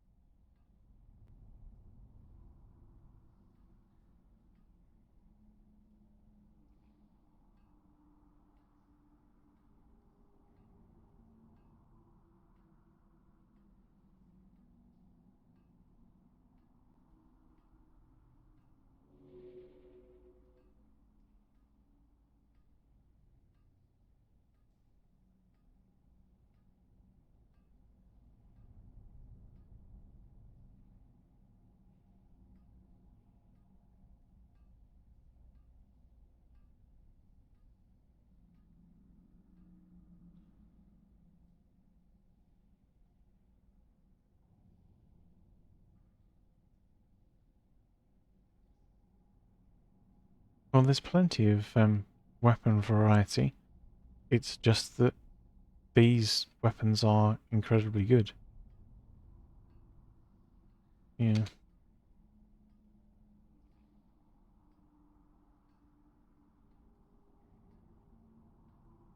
Time is money, friend. Have a good one.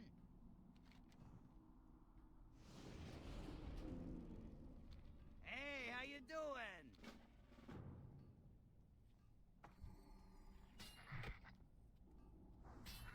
Um,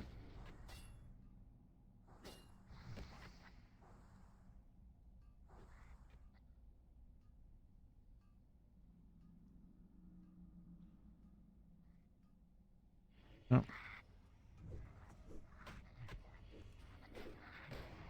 See, this is annoying. Mm. Mm.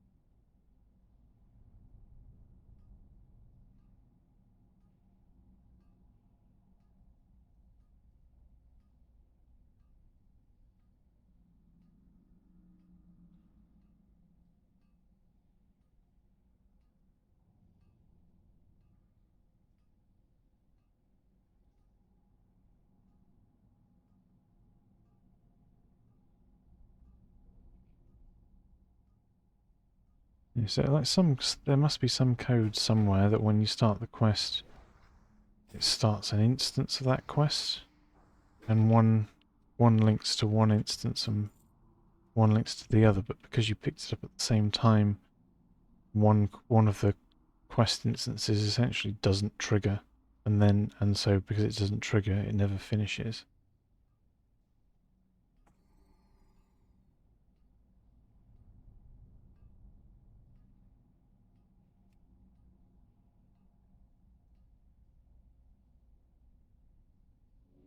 Yeah. But it never popped up with quest failed. It just went in my log, and presumably no timer started or was considered as being relevant for that particular instance of the quest. I don't know. Weird.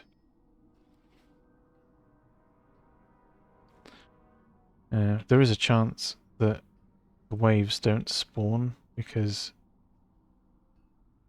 they were completed so recently.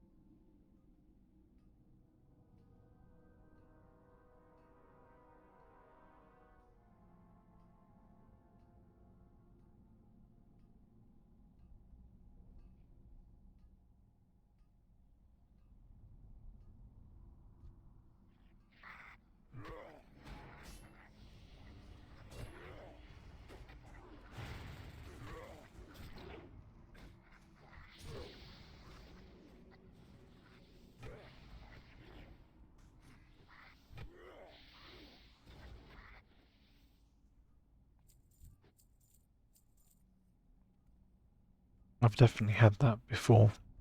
Like I've arrived here, like just as another group have finished, and I've started it immediately. They ended, and I got one wave appeared, and the rest of it was just standing here doing nothing, and then it completed.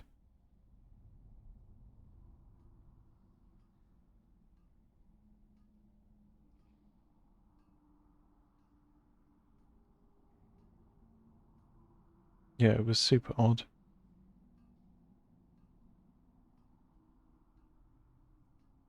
But it's got to be to how like instances of this quest running are generated, and if it's trying to spawn mobs that are viewed as already being dead or something. I don't know. There we go. No wave number 3. Money, friend.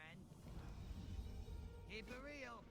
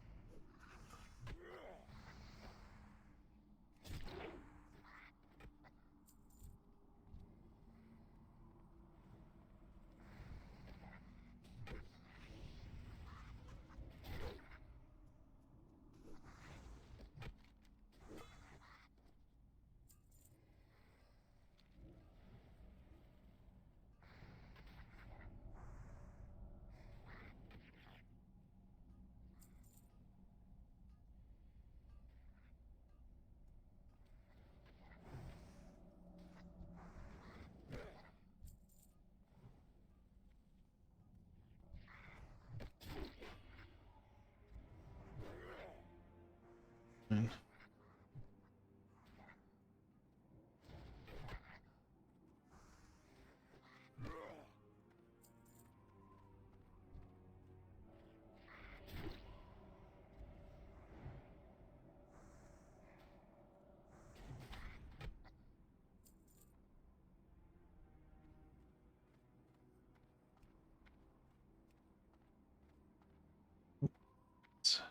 That's bruiseweed. And there's the bruiseweed.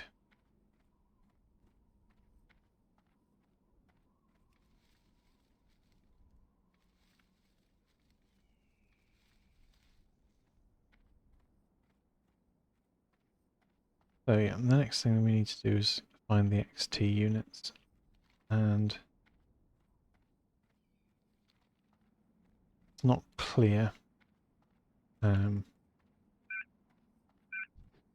where they normally are, but this like endpoint here, this is its spawn point. This is one of the places that you're most likely to find it.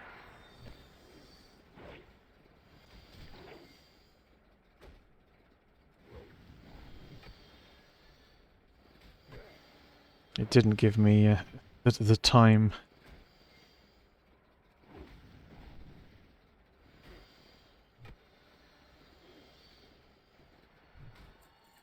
Yeah, herbs actually vendor for a surprising amount, really. So the like mage royal is 20 copper for each one. Same with earthroot. Peace bloom and silverleaf are 10 copper each. Brythorn's 25. Fifth 15, but then it comes for free either with one of those others. Bruiseweed 25, King's Blood 30, Wild Steel Bloom 50, and so it ramps up.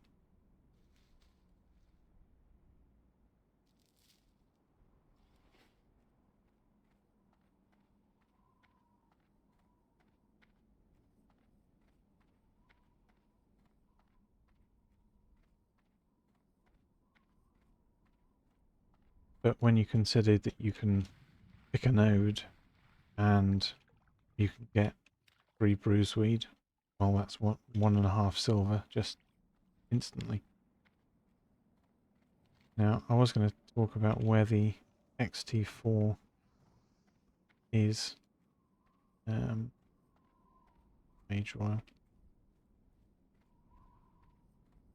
So Questy shows this path, but its spawn point is actually just here.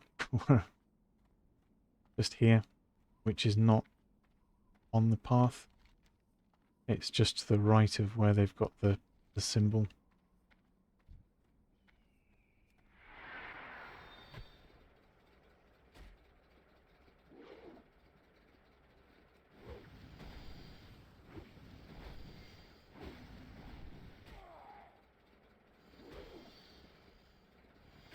We found both of them super fast.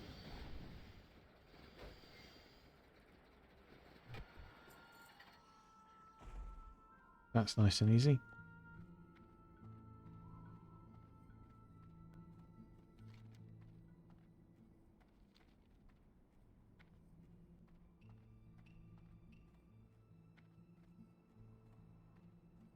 I think the only thing in general is that herbs tend to be more spread out. Whereas if you were doing something like leatherworking, you perhaps like when you're higher level, it's easier to mass farm and skin.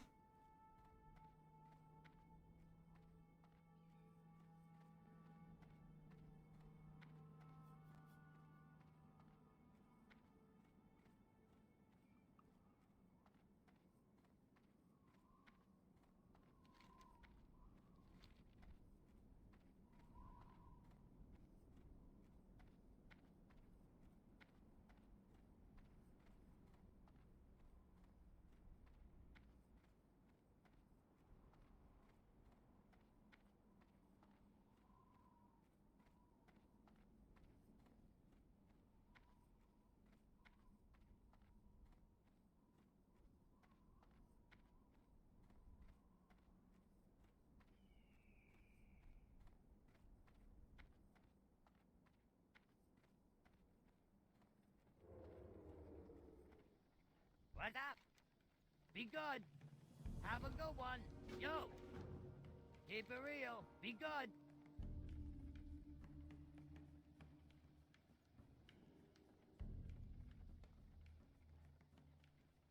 Have a good one.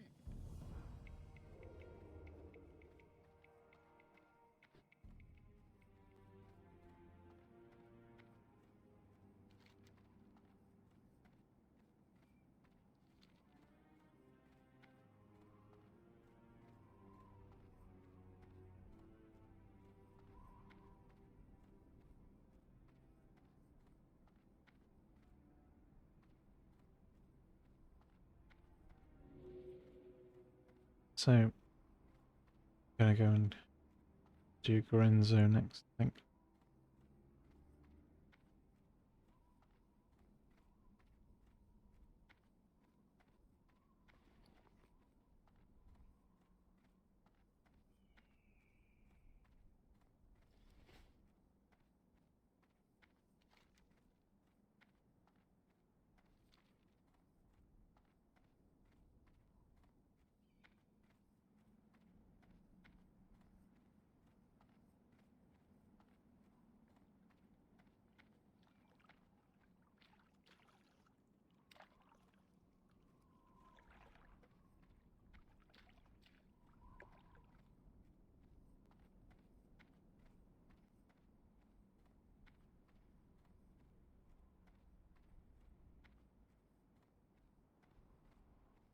But after that, we need to think about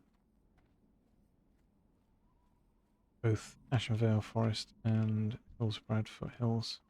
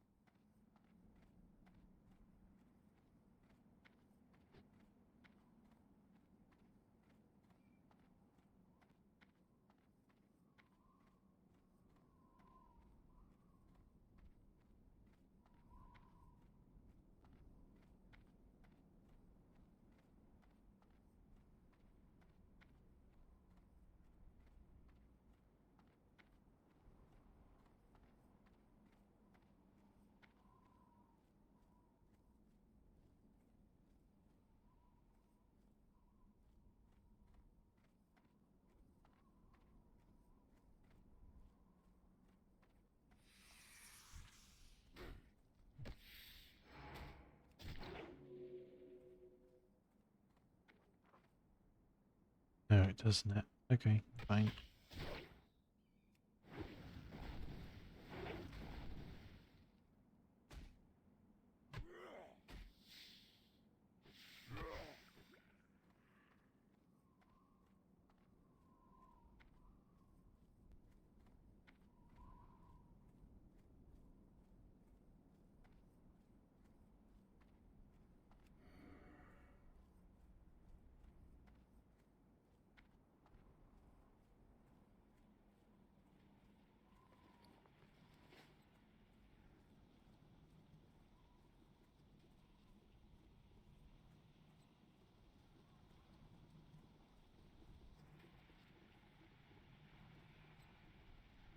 Just gonna grab a quick drink. I'll be right back before we start this.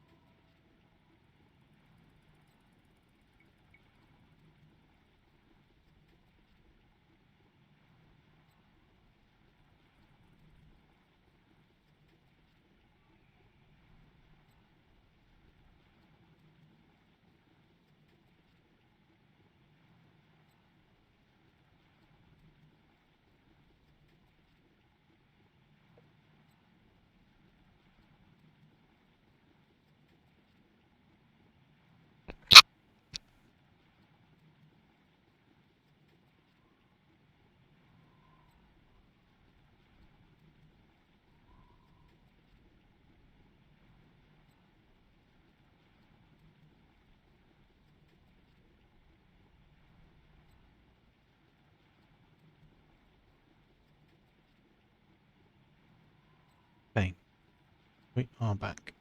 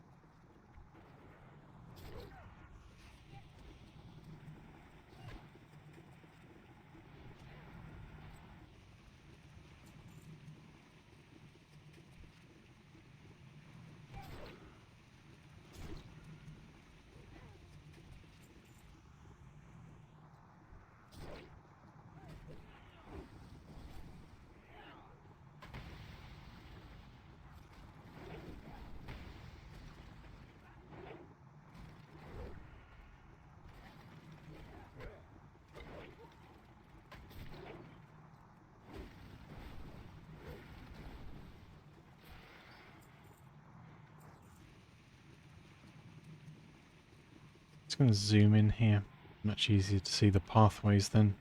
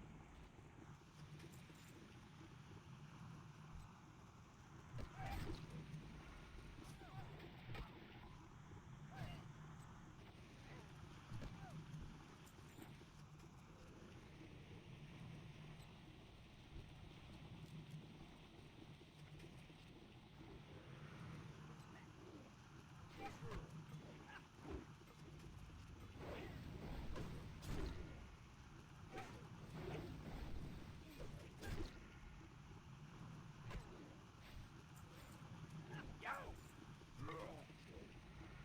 Glad I could help.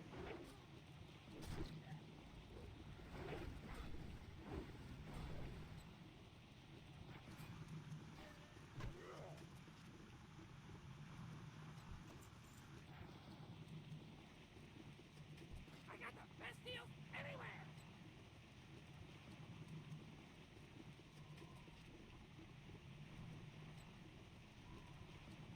Um,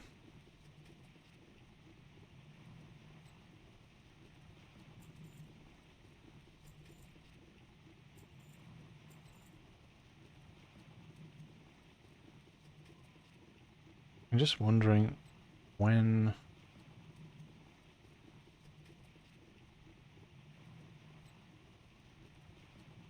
do warriors get green-shouldered male drops?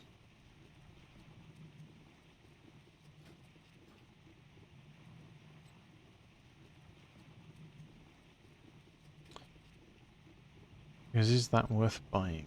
That's the question.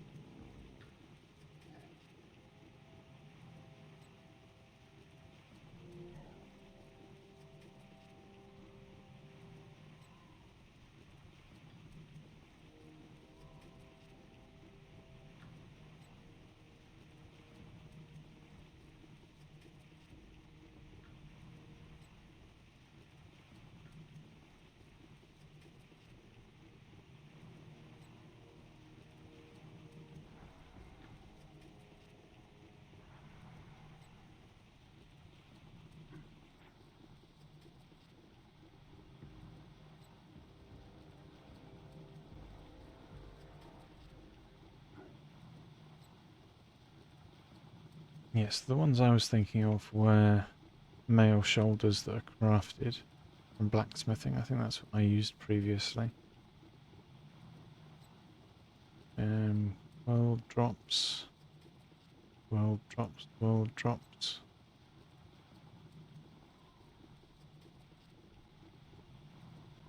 These ones.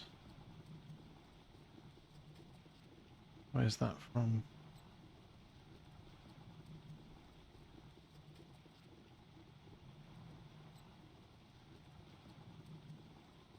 That's a world drop. World drop, world drop. And then the next one is a Desolace quest line.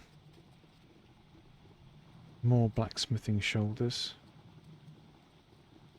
Yeah. I will actually buy those. You don't seem to be able to get better male shoulders for a very, very, very long time. You don't have blacksmithing.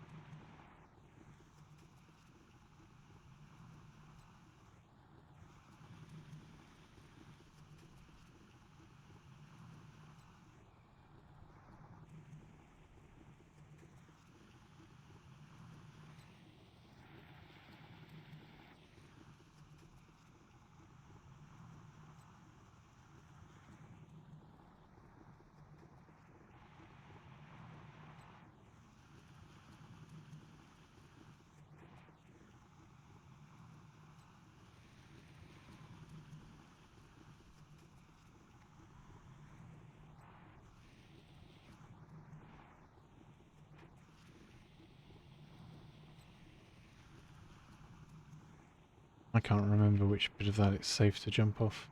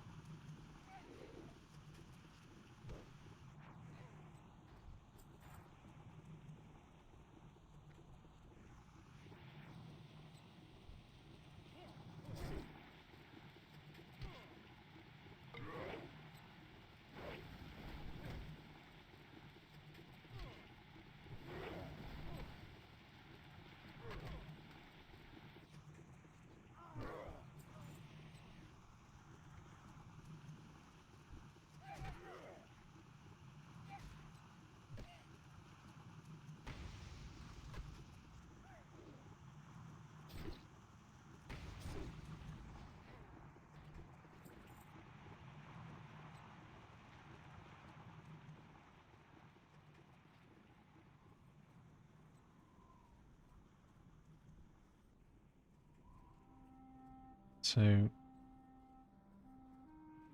don't want to track that one. Handing in Lorenzo, shredding machine, earthen array. Also getting this stone talent. Flight, not flight point. In, I think.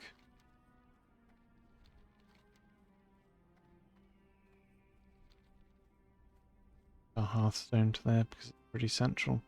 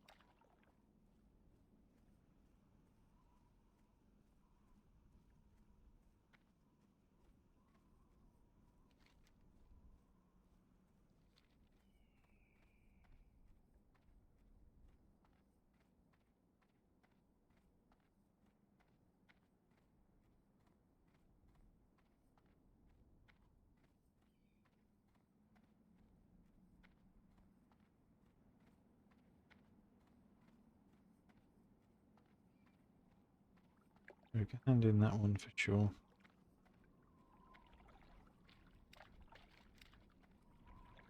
And then head up here, hand in earthen rise. We don't need to hand in shredding machines until we've completed the Hillsbrad Foothills part of that chain, because this goes back to the same point that the shredding machines hands in. There's no point running there twice, because the hand in is all the way down here, kind of in the middle of nowhere. It's like, don't go there unless you've got a quest giver to talk to, essentially.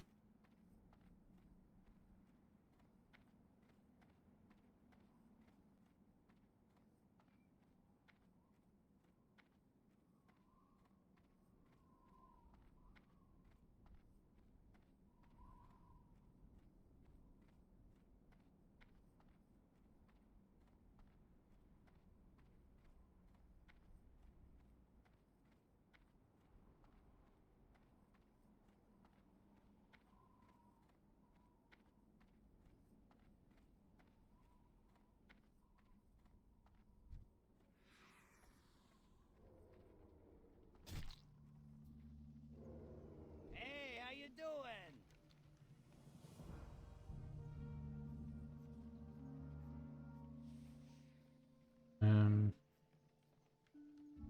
Oh, that's a cloak. 5 stamina, 2 int. Yeah. Keep it real.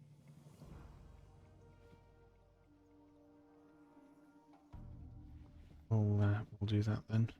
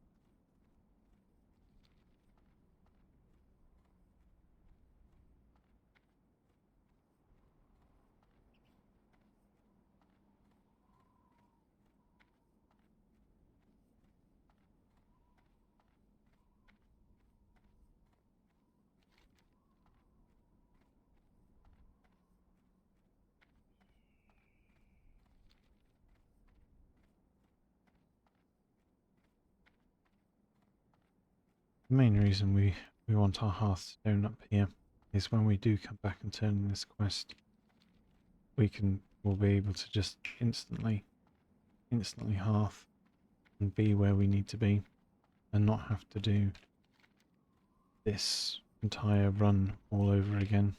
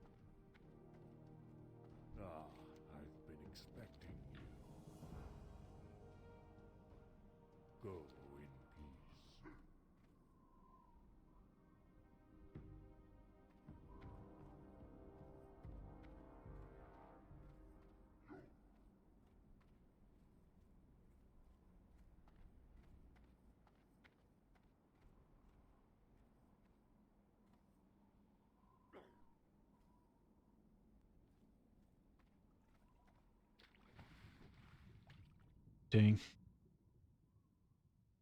Where am I going?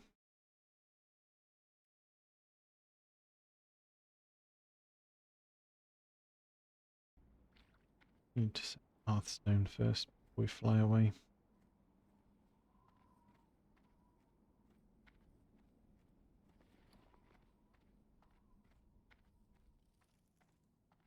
Mogra!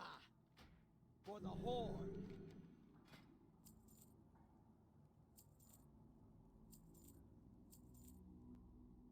Be safe.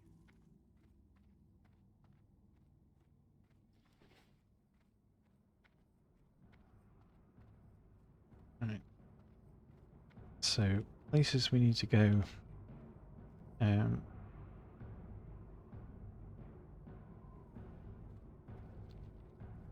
Kind of want to go back to Wailing Caverns at some point. Not what I wanted to open.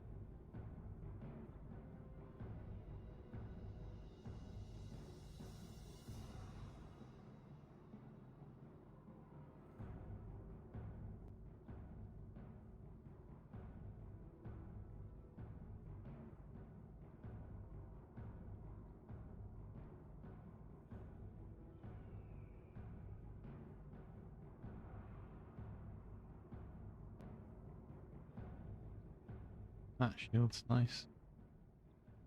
Mace is nice.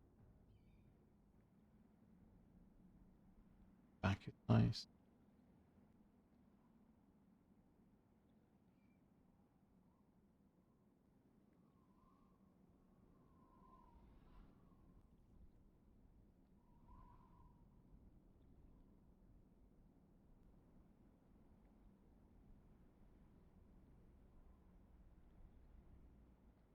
Even the thing is nice, to be honest.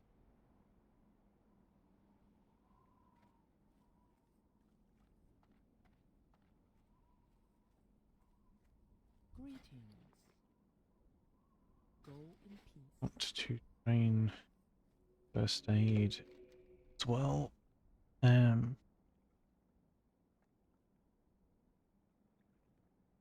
to do Start of Ashen Vale. Need to hand that in Orgrimmar.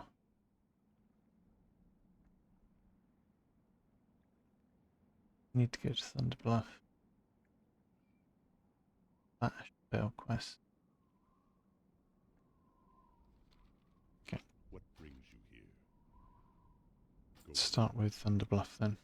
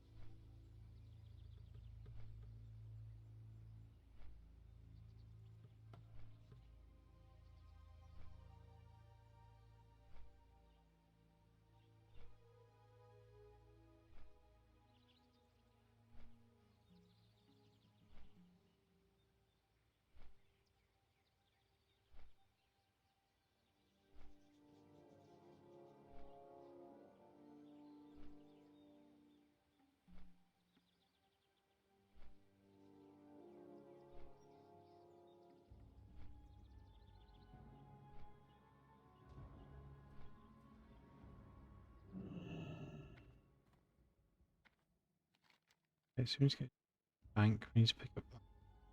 Hand in the old crone, pick up that.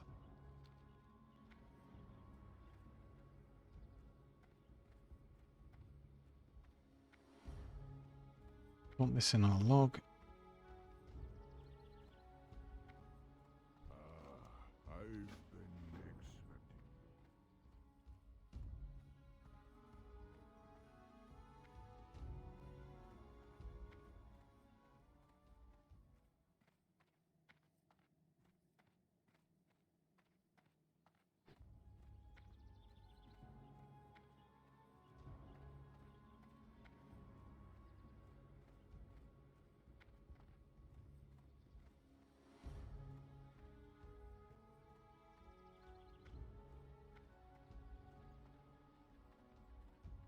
Oh, what is it you want, stranger? I have little time for foolishness.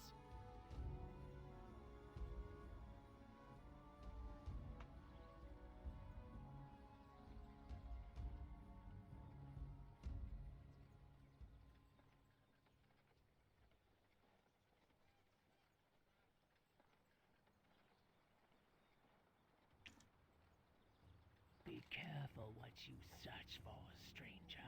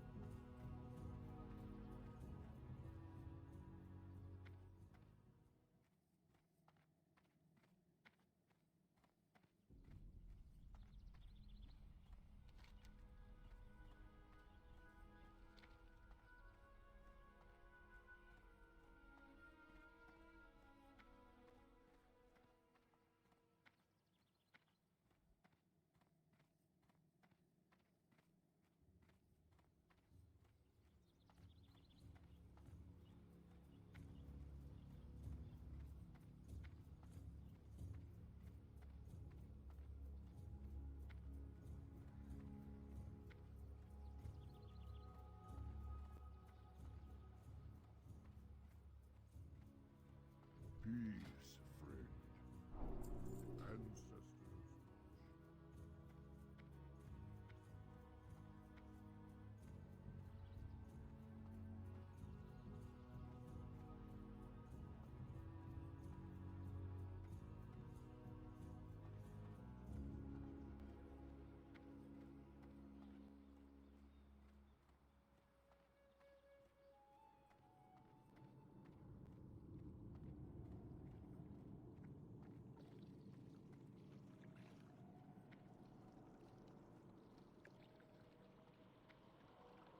I am forsaken.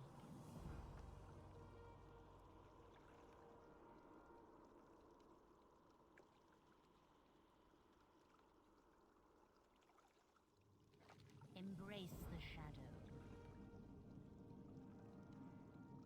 Victory for Sylvanas.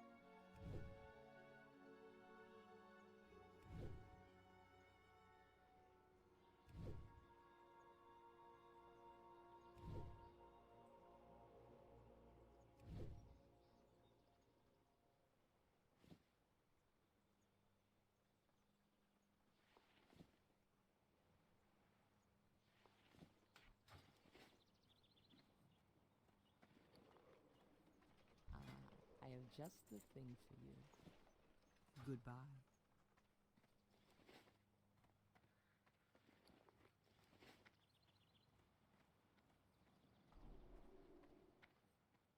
Peace, friend.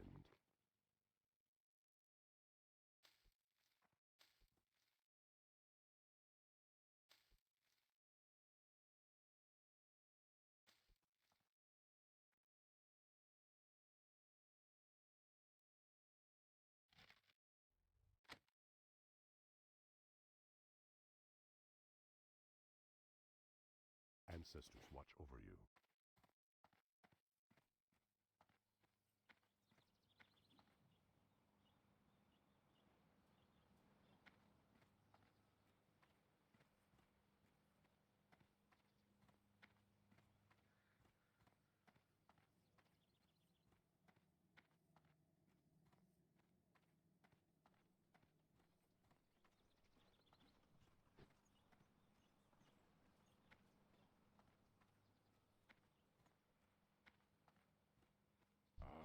I have just the thing for you.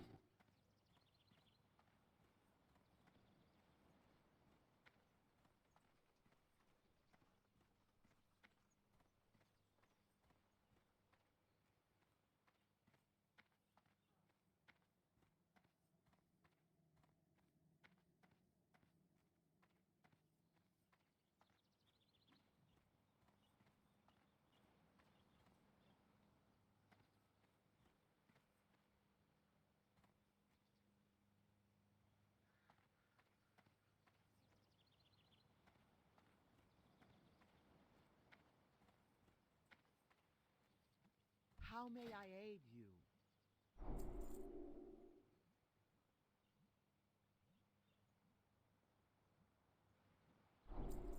Ancestors watch over you.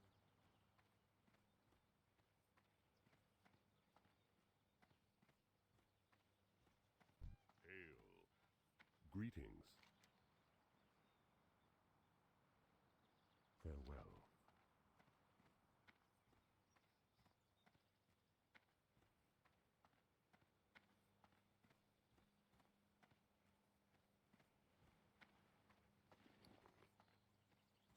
Greetings. Walk with the Hail. Earth Mother.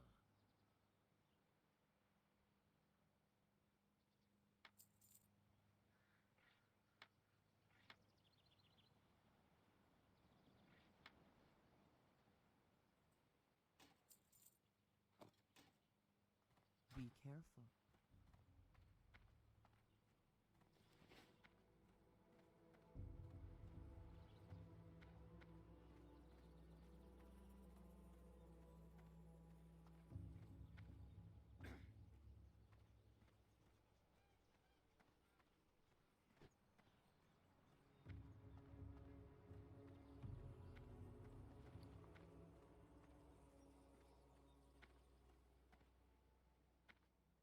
How? We shall meet again. You wish to speak?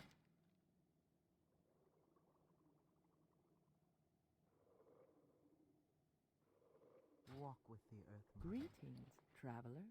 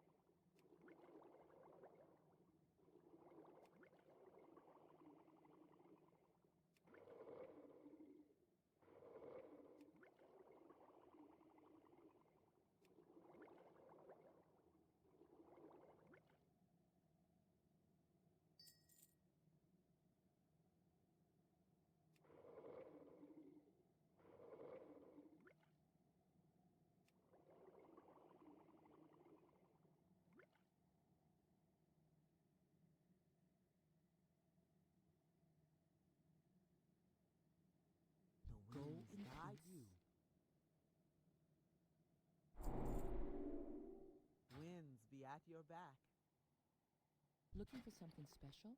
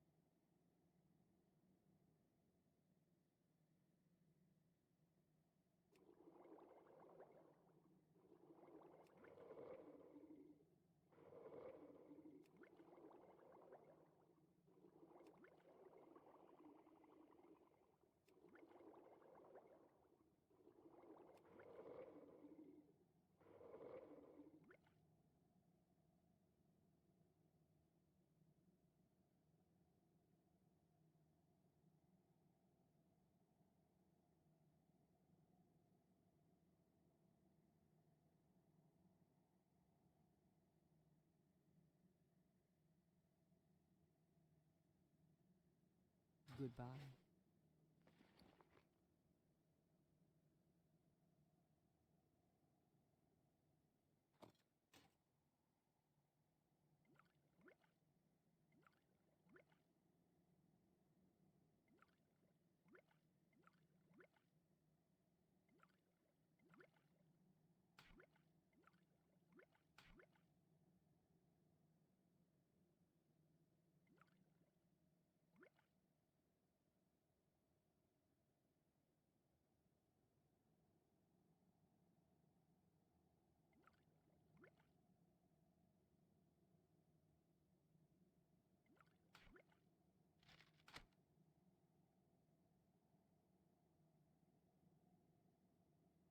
How may I aid you?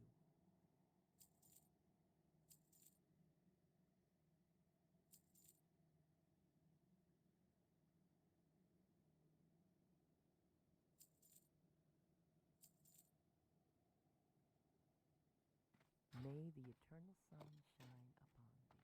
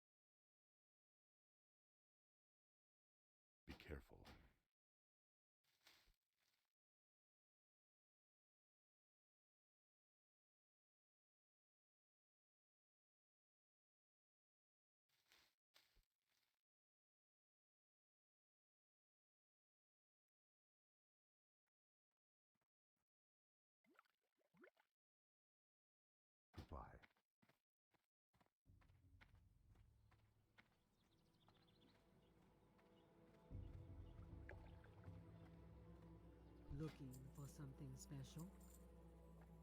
May the eternal sun shine upon thee.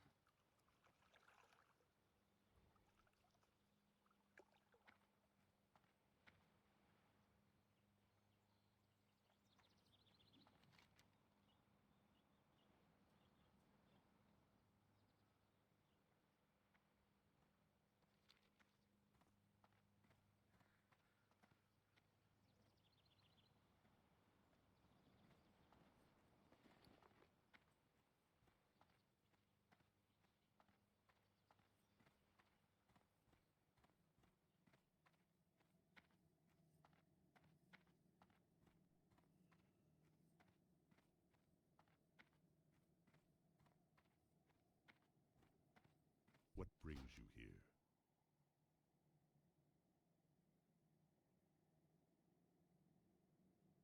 Be careful.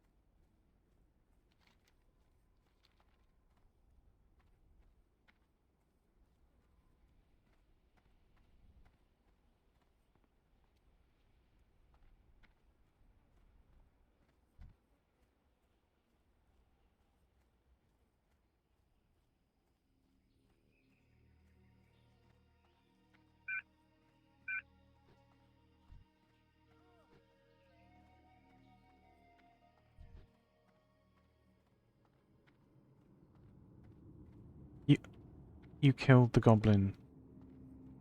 The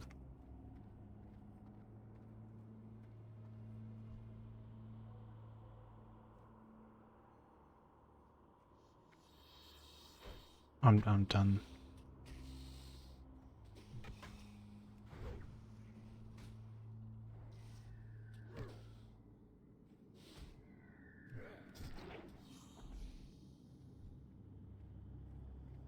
Yes, it can be used as an interrupt against casters, or if you're overwhelmed, you can wall stomp and start to run and gain distance.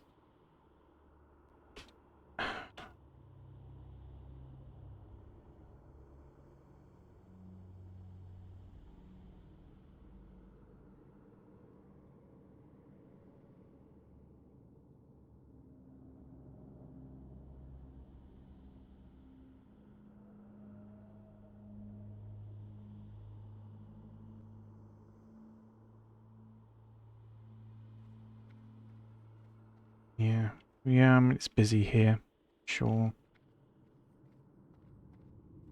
It's still annoying though. The group I was here with yesterday did exactly the same thing. Fine, 10, fine.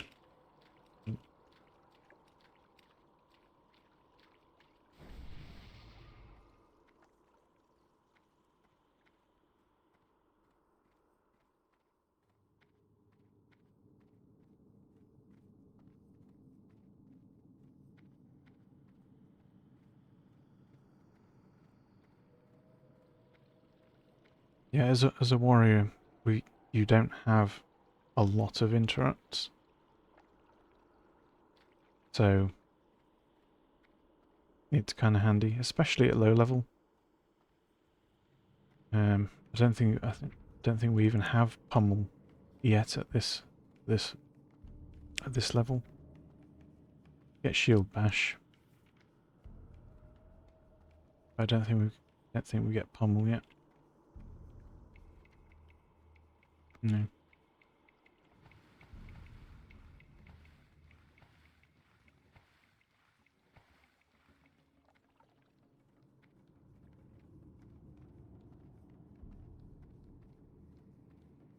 I like 5% health boost.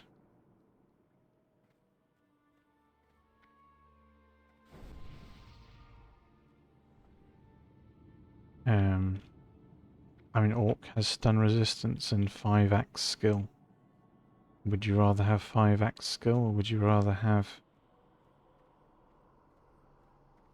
5% health?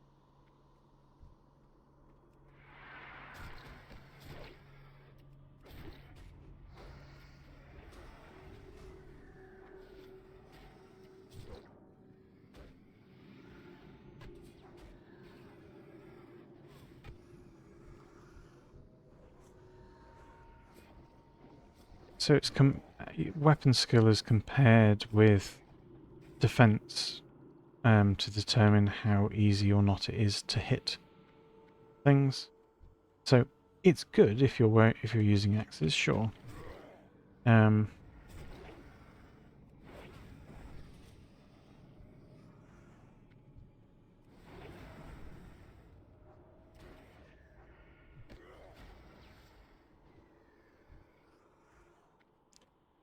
But if you're tanking, I'd quite rather have the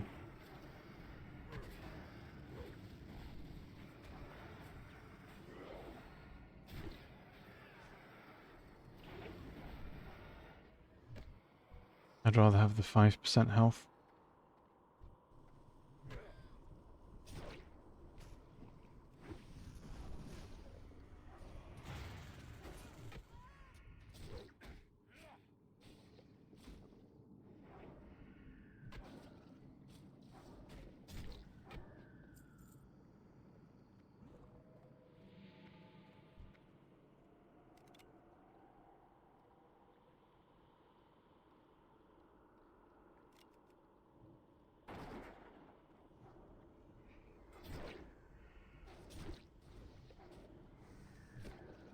They also get plus 15 herbalism, which is good if you're gathering herbs.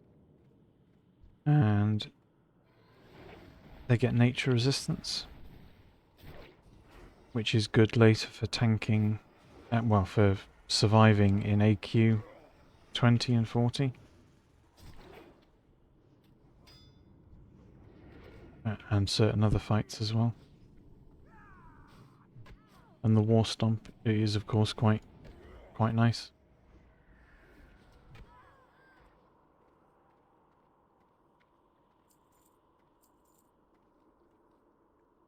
But yeah, the 5% health, I think, is a pretty big deal.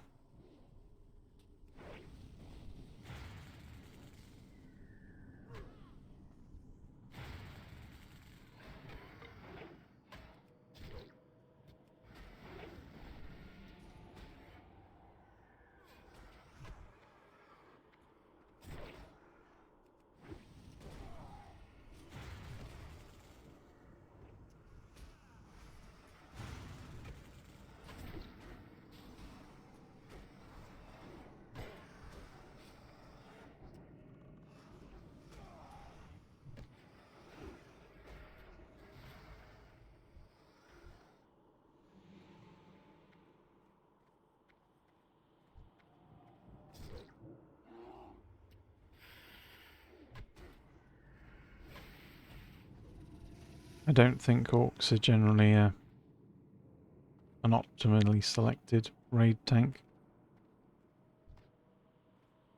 I think it's more of a DPS warrior choice.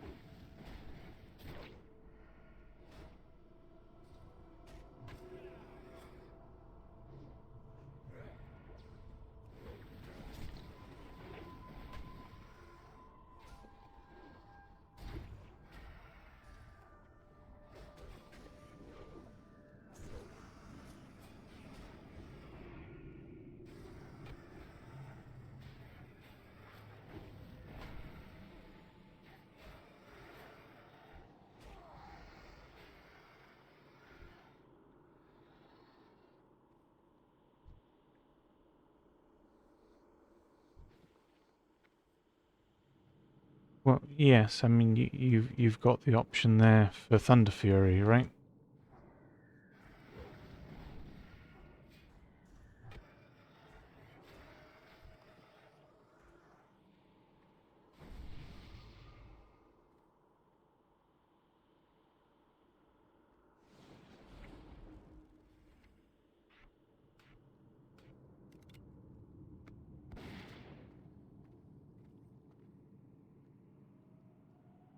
And there are various other good, like, tanking swords.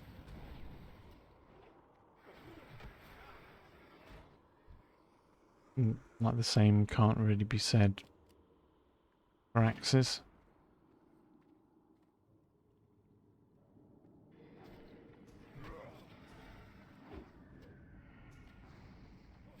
None can stand against the Serpent Lords.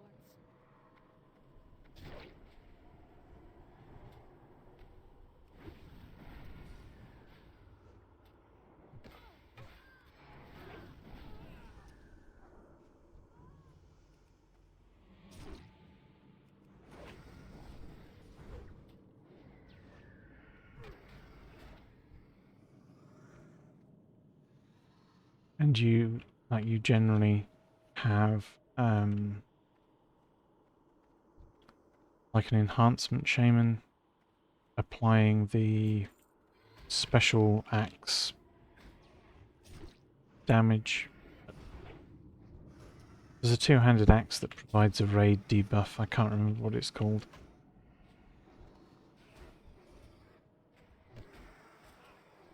That's usually a shaman's job to apply that.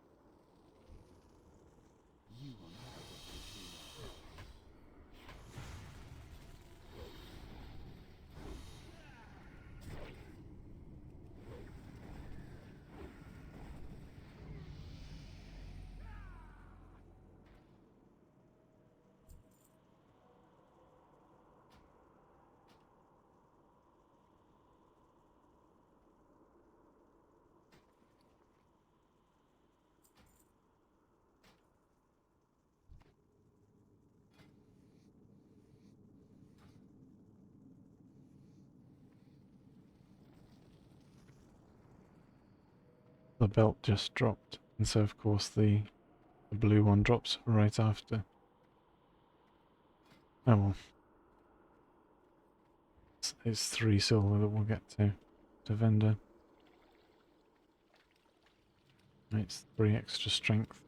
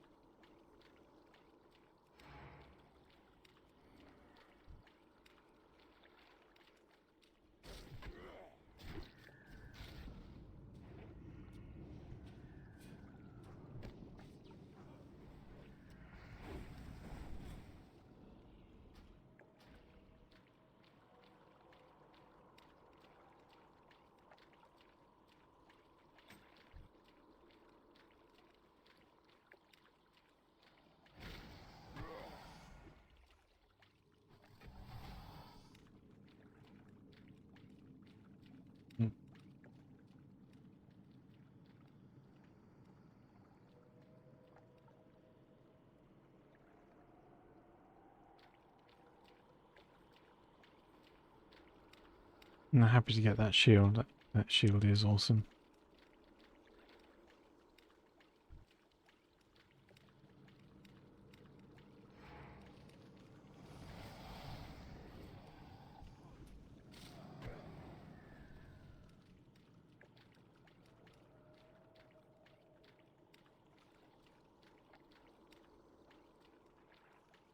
Oh, totally.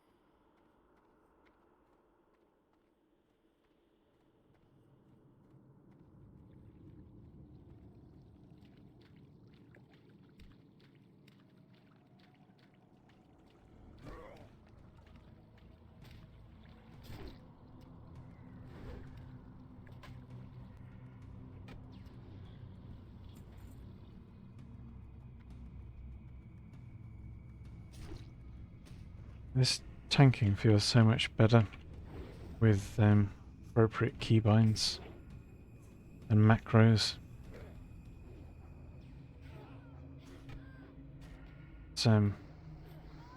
It's really surprising what difference it actually feels.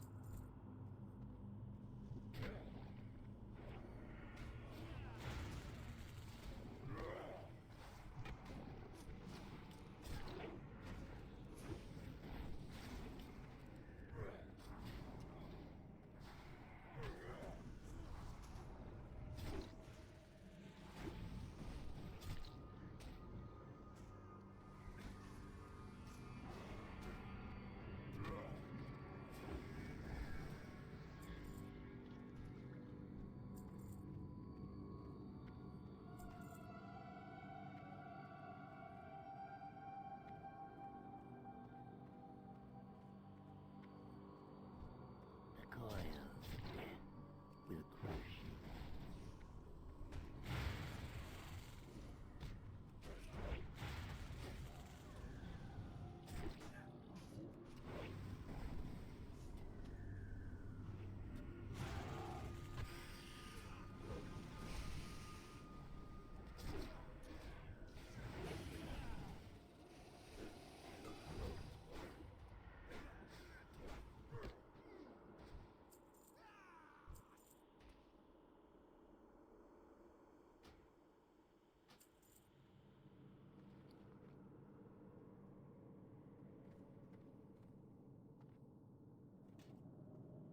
Well, that's new weapon and new shield for tanking.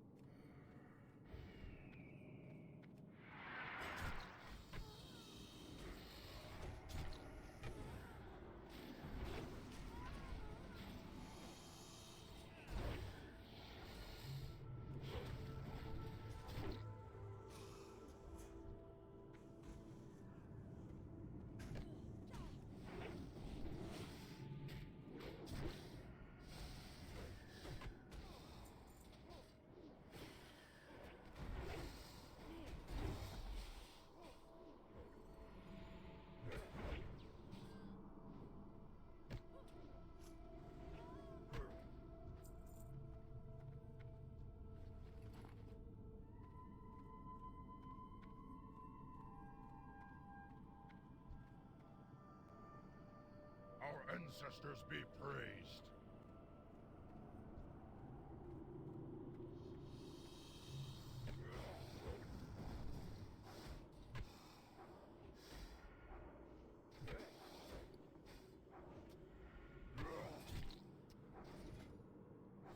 It's maces, one-handed maces. I don't think we've used one-handed maces before, have we? No. No. Boss fight is not the time to practice that.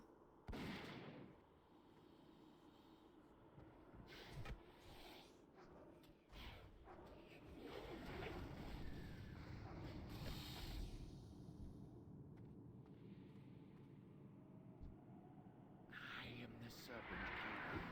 I kill anything.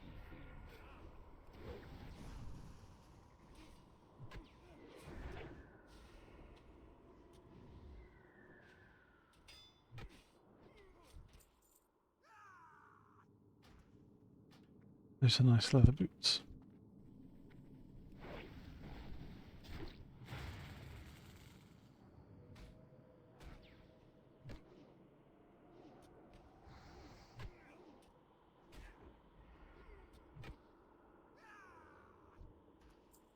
Yeah, the stinging viper dropped. So we got Grish's back and the stinging viper and Cobran's grasp so far.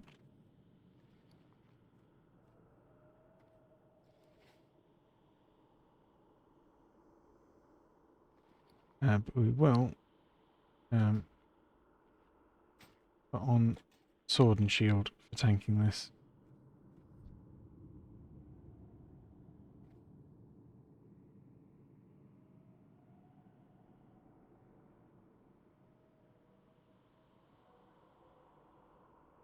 Yes, you would charge in, have there's no weapons at all, and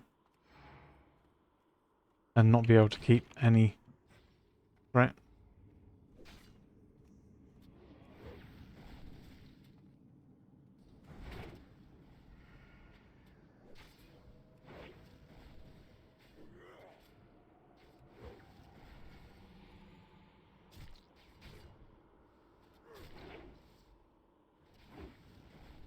Whereas that's nice and stable. He only tickles.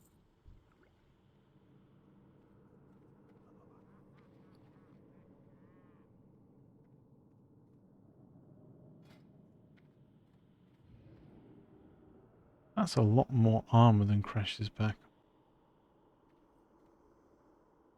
It's more block too.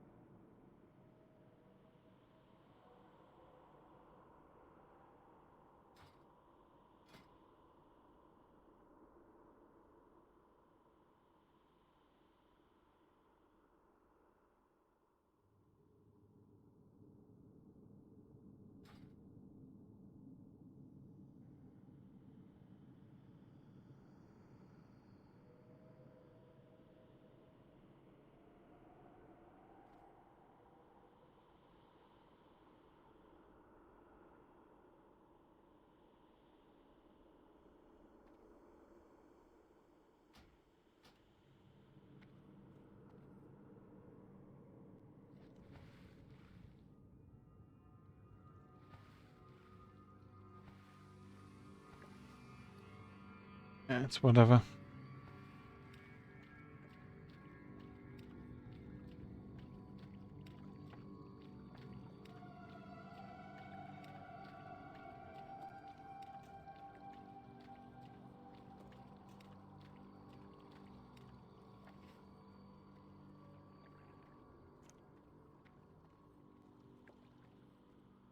Well, because we already got Crash's back, and I like the aesthetics of that.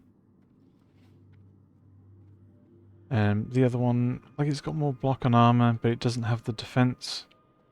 It's got spirit, but if I'm tanking, the spirit's irrelevant because there's a healer there anyway.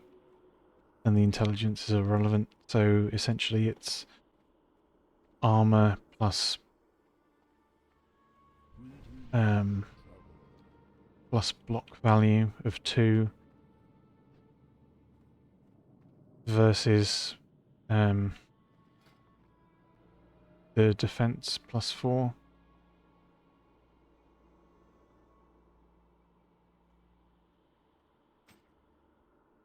And you can see the difference on the dodge parry block. It doesn't increase that much, I suppose. Maybe 0.5% in total.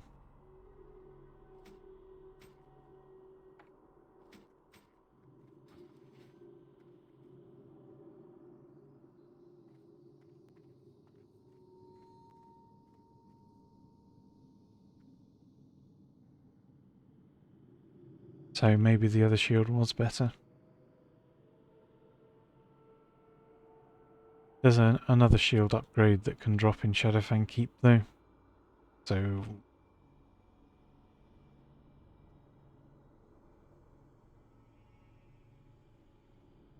and we're what, just over a bar from Shadowfang Keep appropriate level.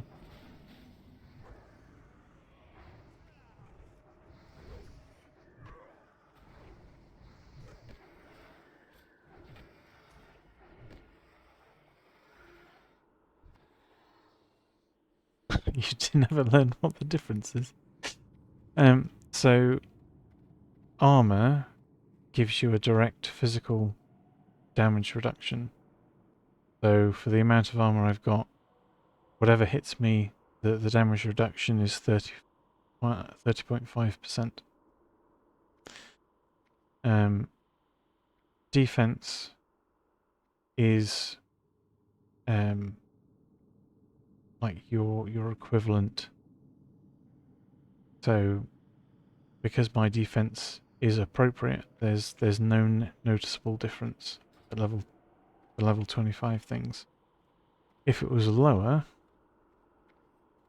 then that would change.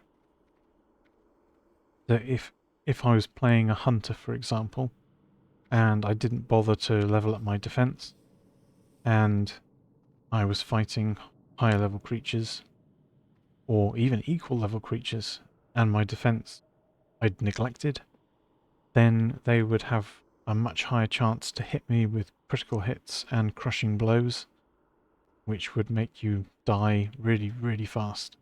So it is vital for all classes to keep their defense up properly. Mages, hunters, warlocks. All really important.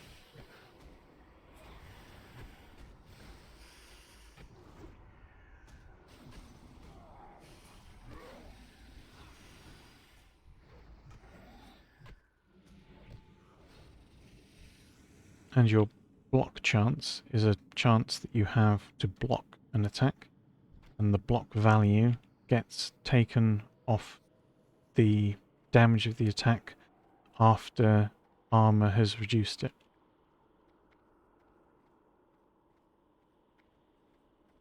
So if I took 100 damage and it got reduced by 30.5, I would take 69.5 damage, and then if I got a successful block, it would also be reduced by the value of the shield, which in that case would be 9. So that shield would be effectively be worth another, on a successful block anyway, it would be worth another 10% damage reduction. Pretty much.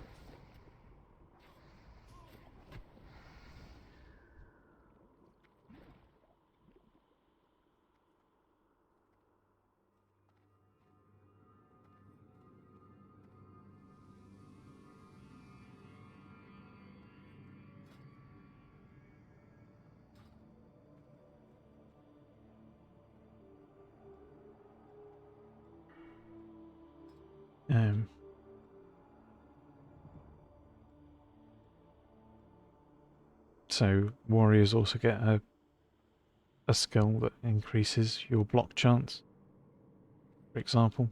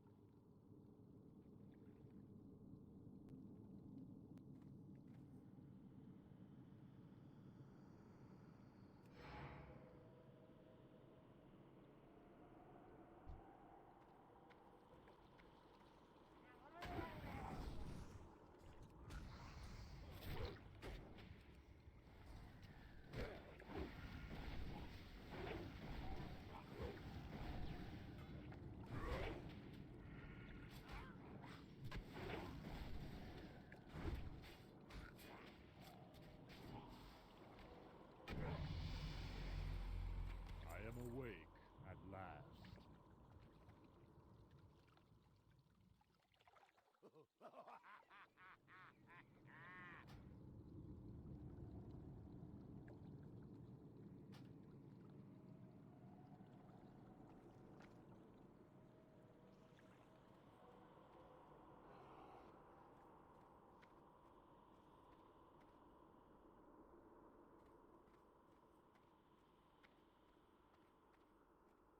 Hmm. Hmm.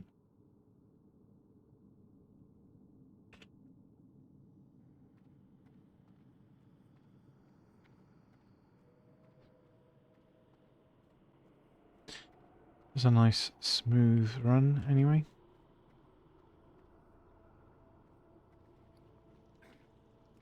Grab this life root.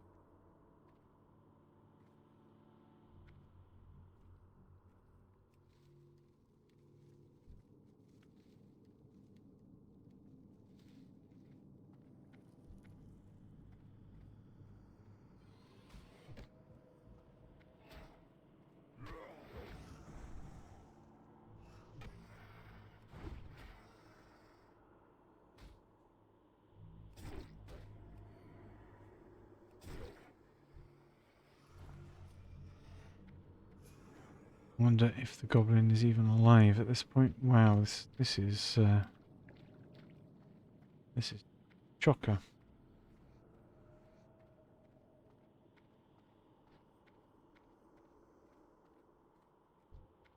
There he is.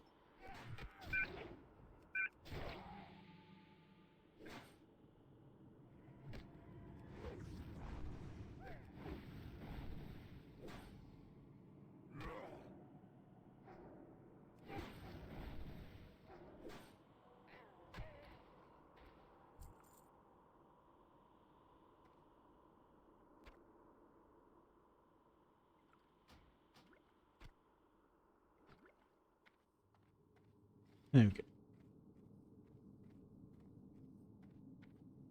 Now we can hand in various quests.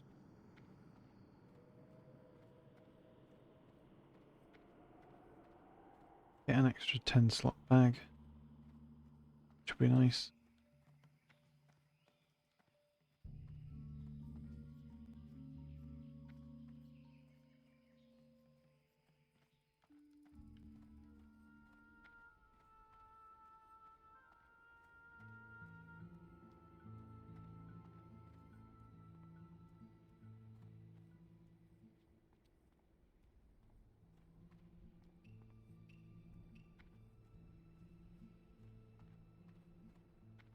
Running out through there, like when it's not busy, is really hard. If you don't have the people there, it's just really awkward.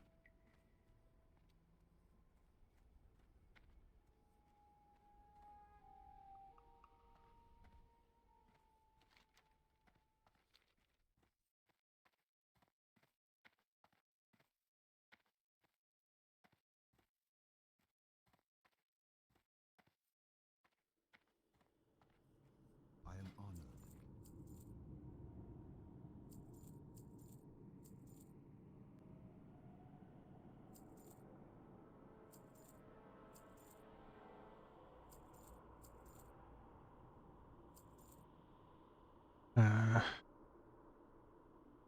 Lock in.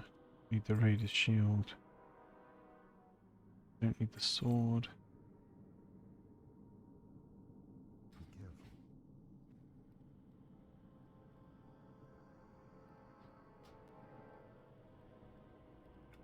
The winds guide you.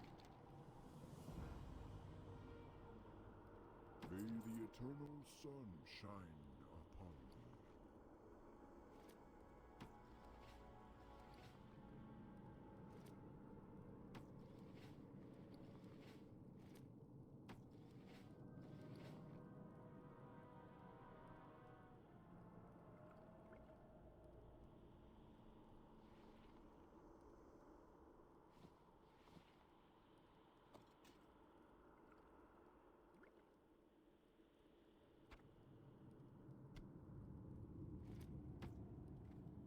It can be sold as well. Greetings. Don't need the pouch. May the stars guide you.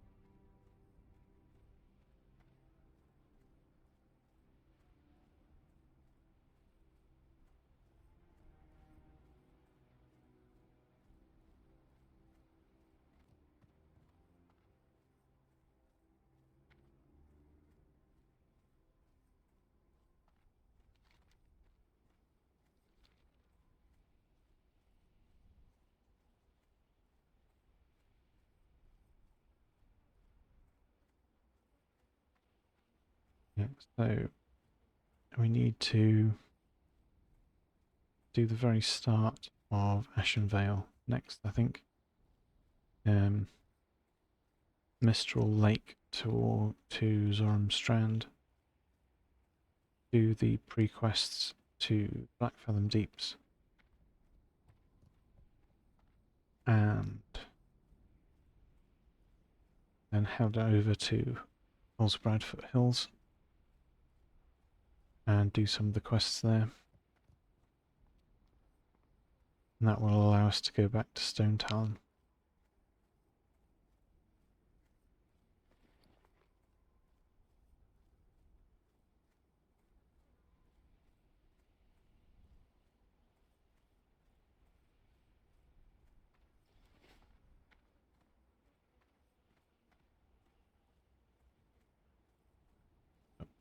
On the whole, feels like quite nice progress.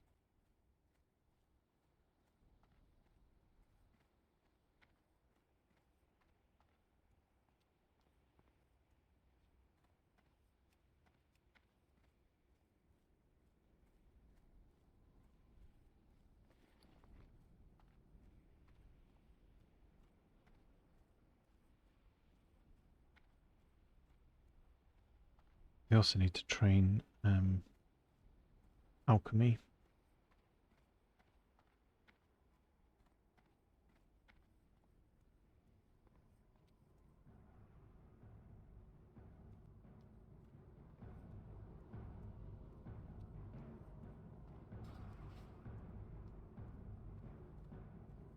Oh, and start Southern Barons as well. I almost forgot about that. Strength and honor.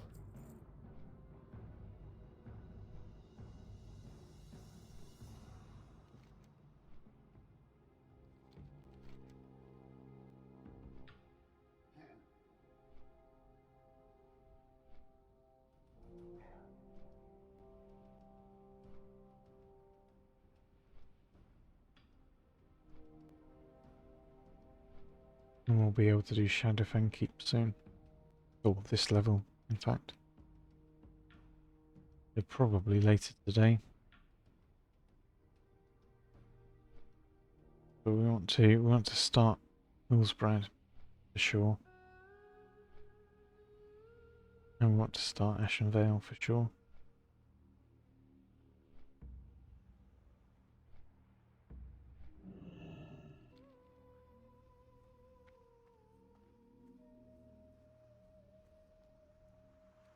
Yo. Be good.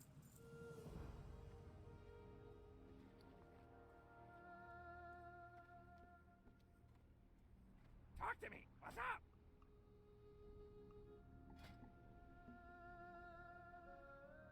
Yes, we need a lot more Bruiseweed and Briarthorn. Strangle Kelp. Glad I could help.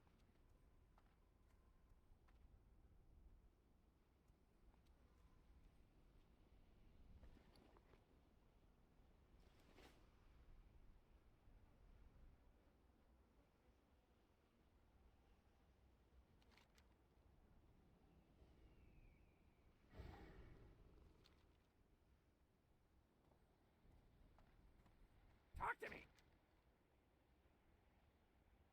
Keep it real.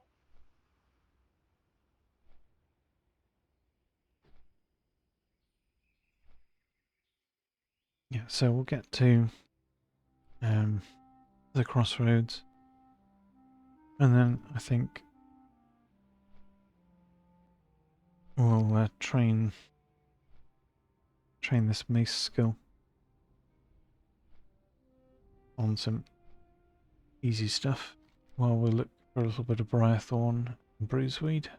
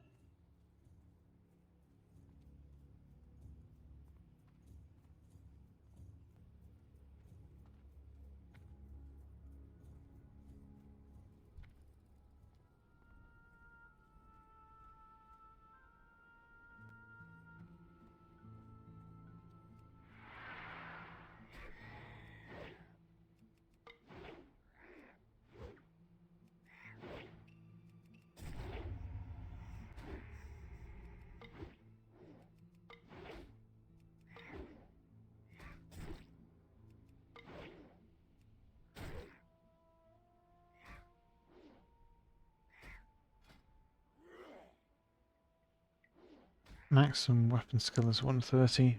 We're at 24. Now,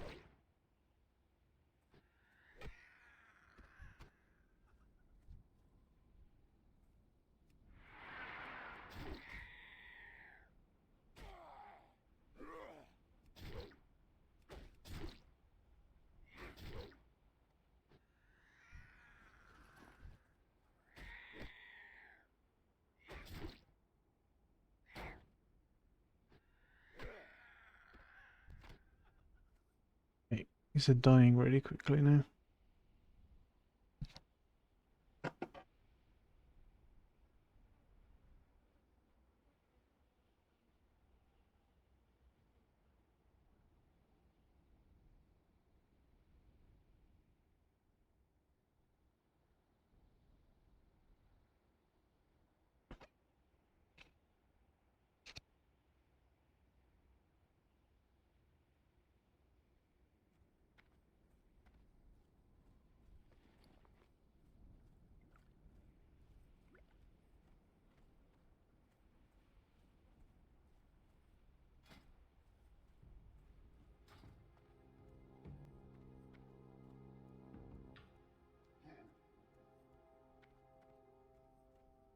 What you want?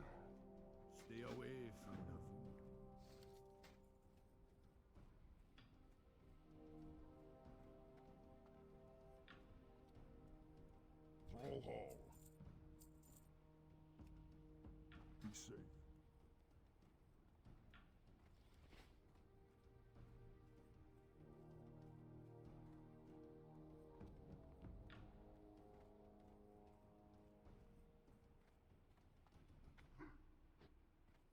Blood and thunder.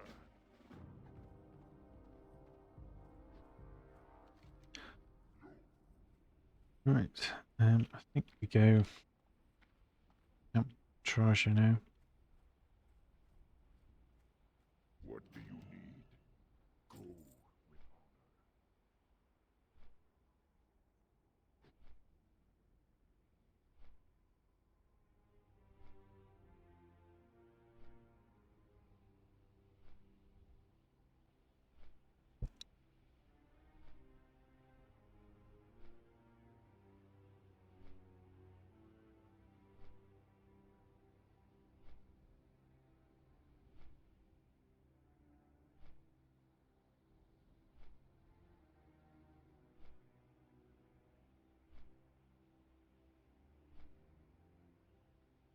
And once we get to Hillsbrad Foothills, we'll be able to get a decent amount of life fruit as well, which means we'll be able to make greater healing potions, which will feel a lot better than the ones we've got right now.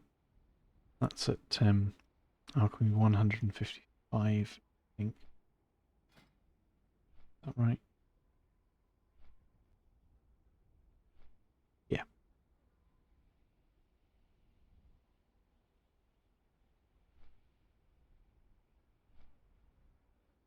The minimum healing is 95 more than the maximum of the other one.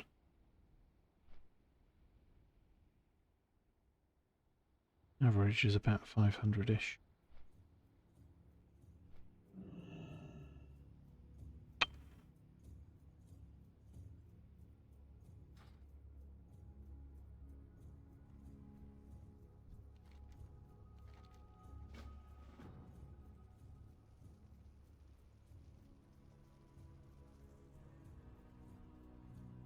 Greetings. May the eternal sun shine upon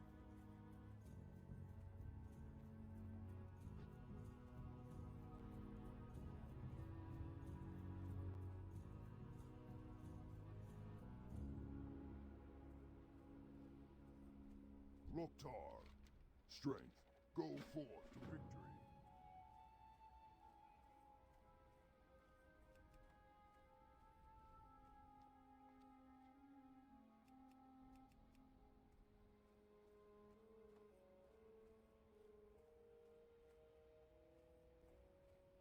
Okay, so there's one warrior quest that we can complete there.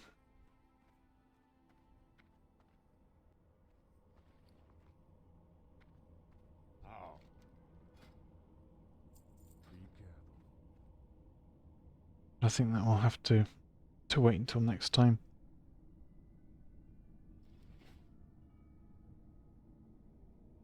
Right, so I need to log for about an hour or so. Maybe slightly less, but certainly close to that. So, thank you very much for watching, and I will see you next time.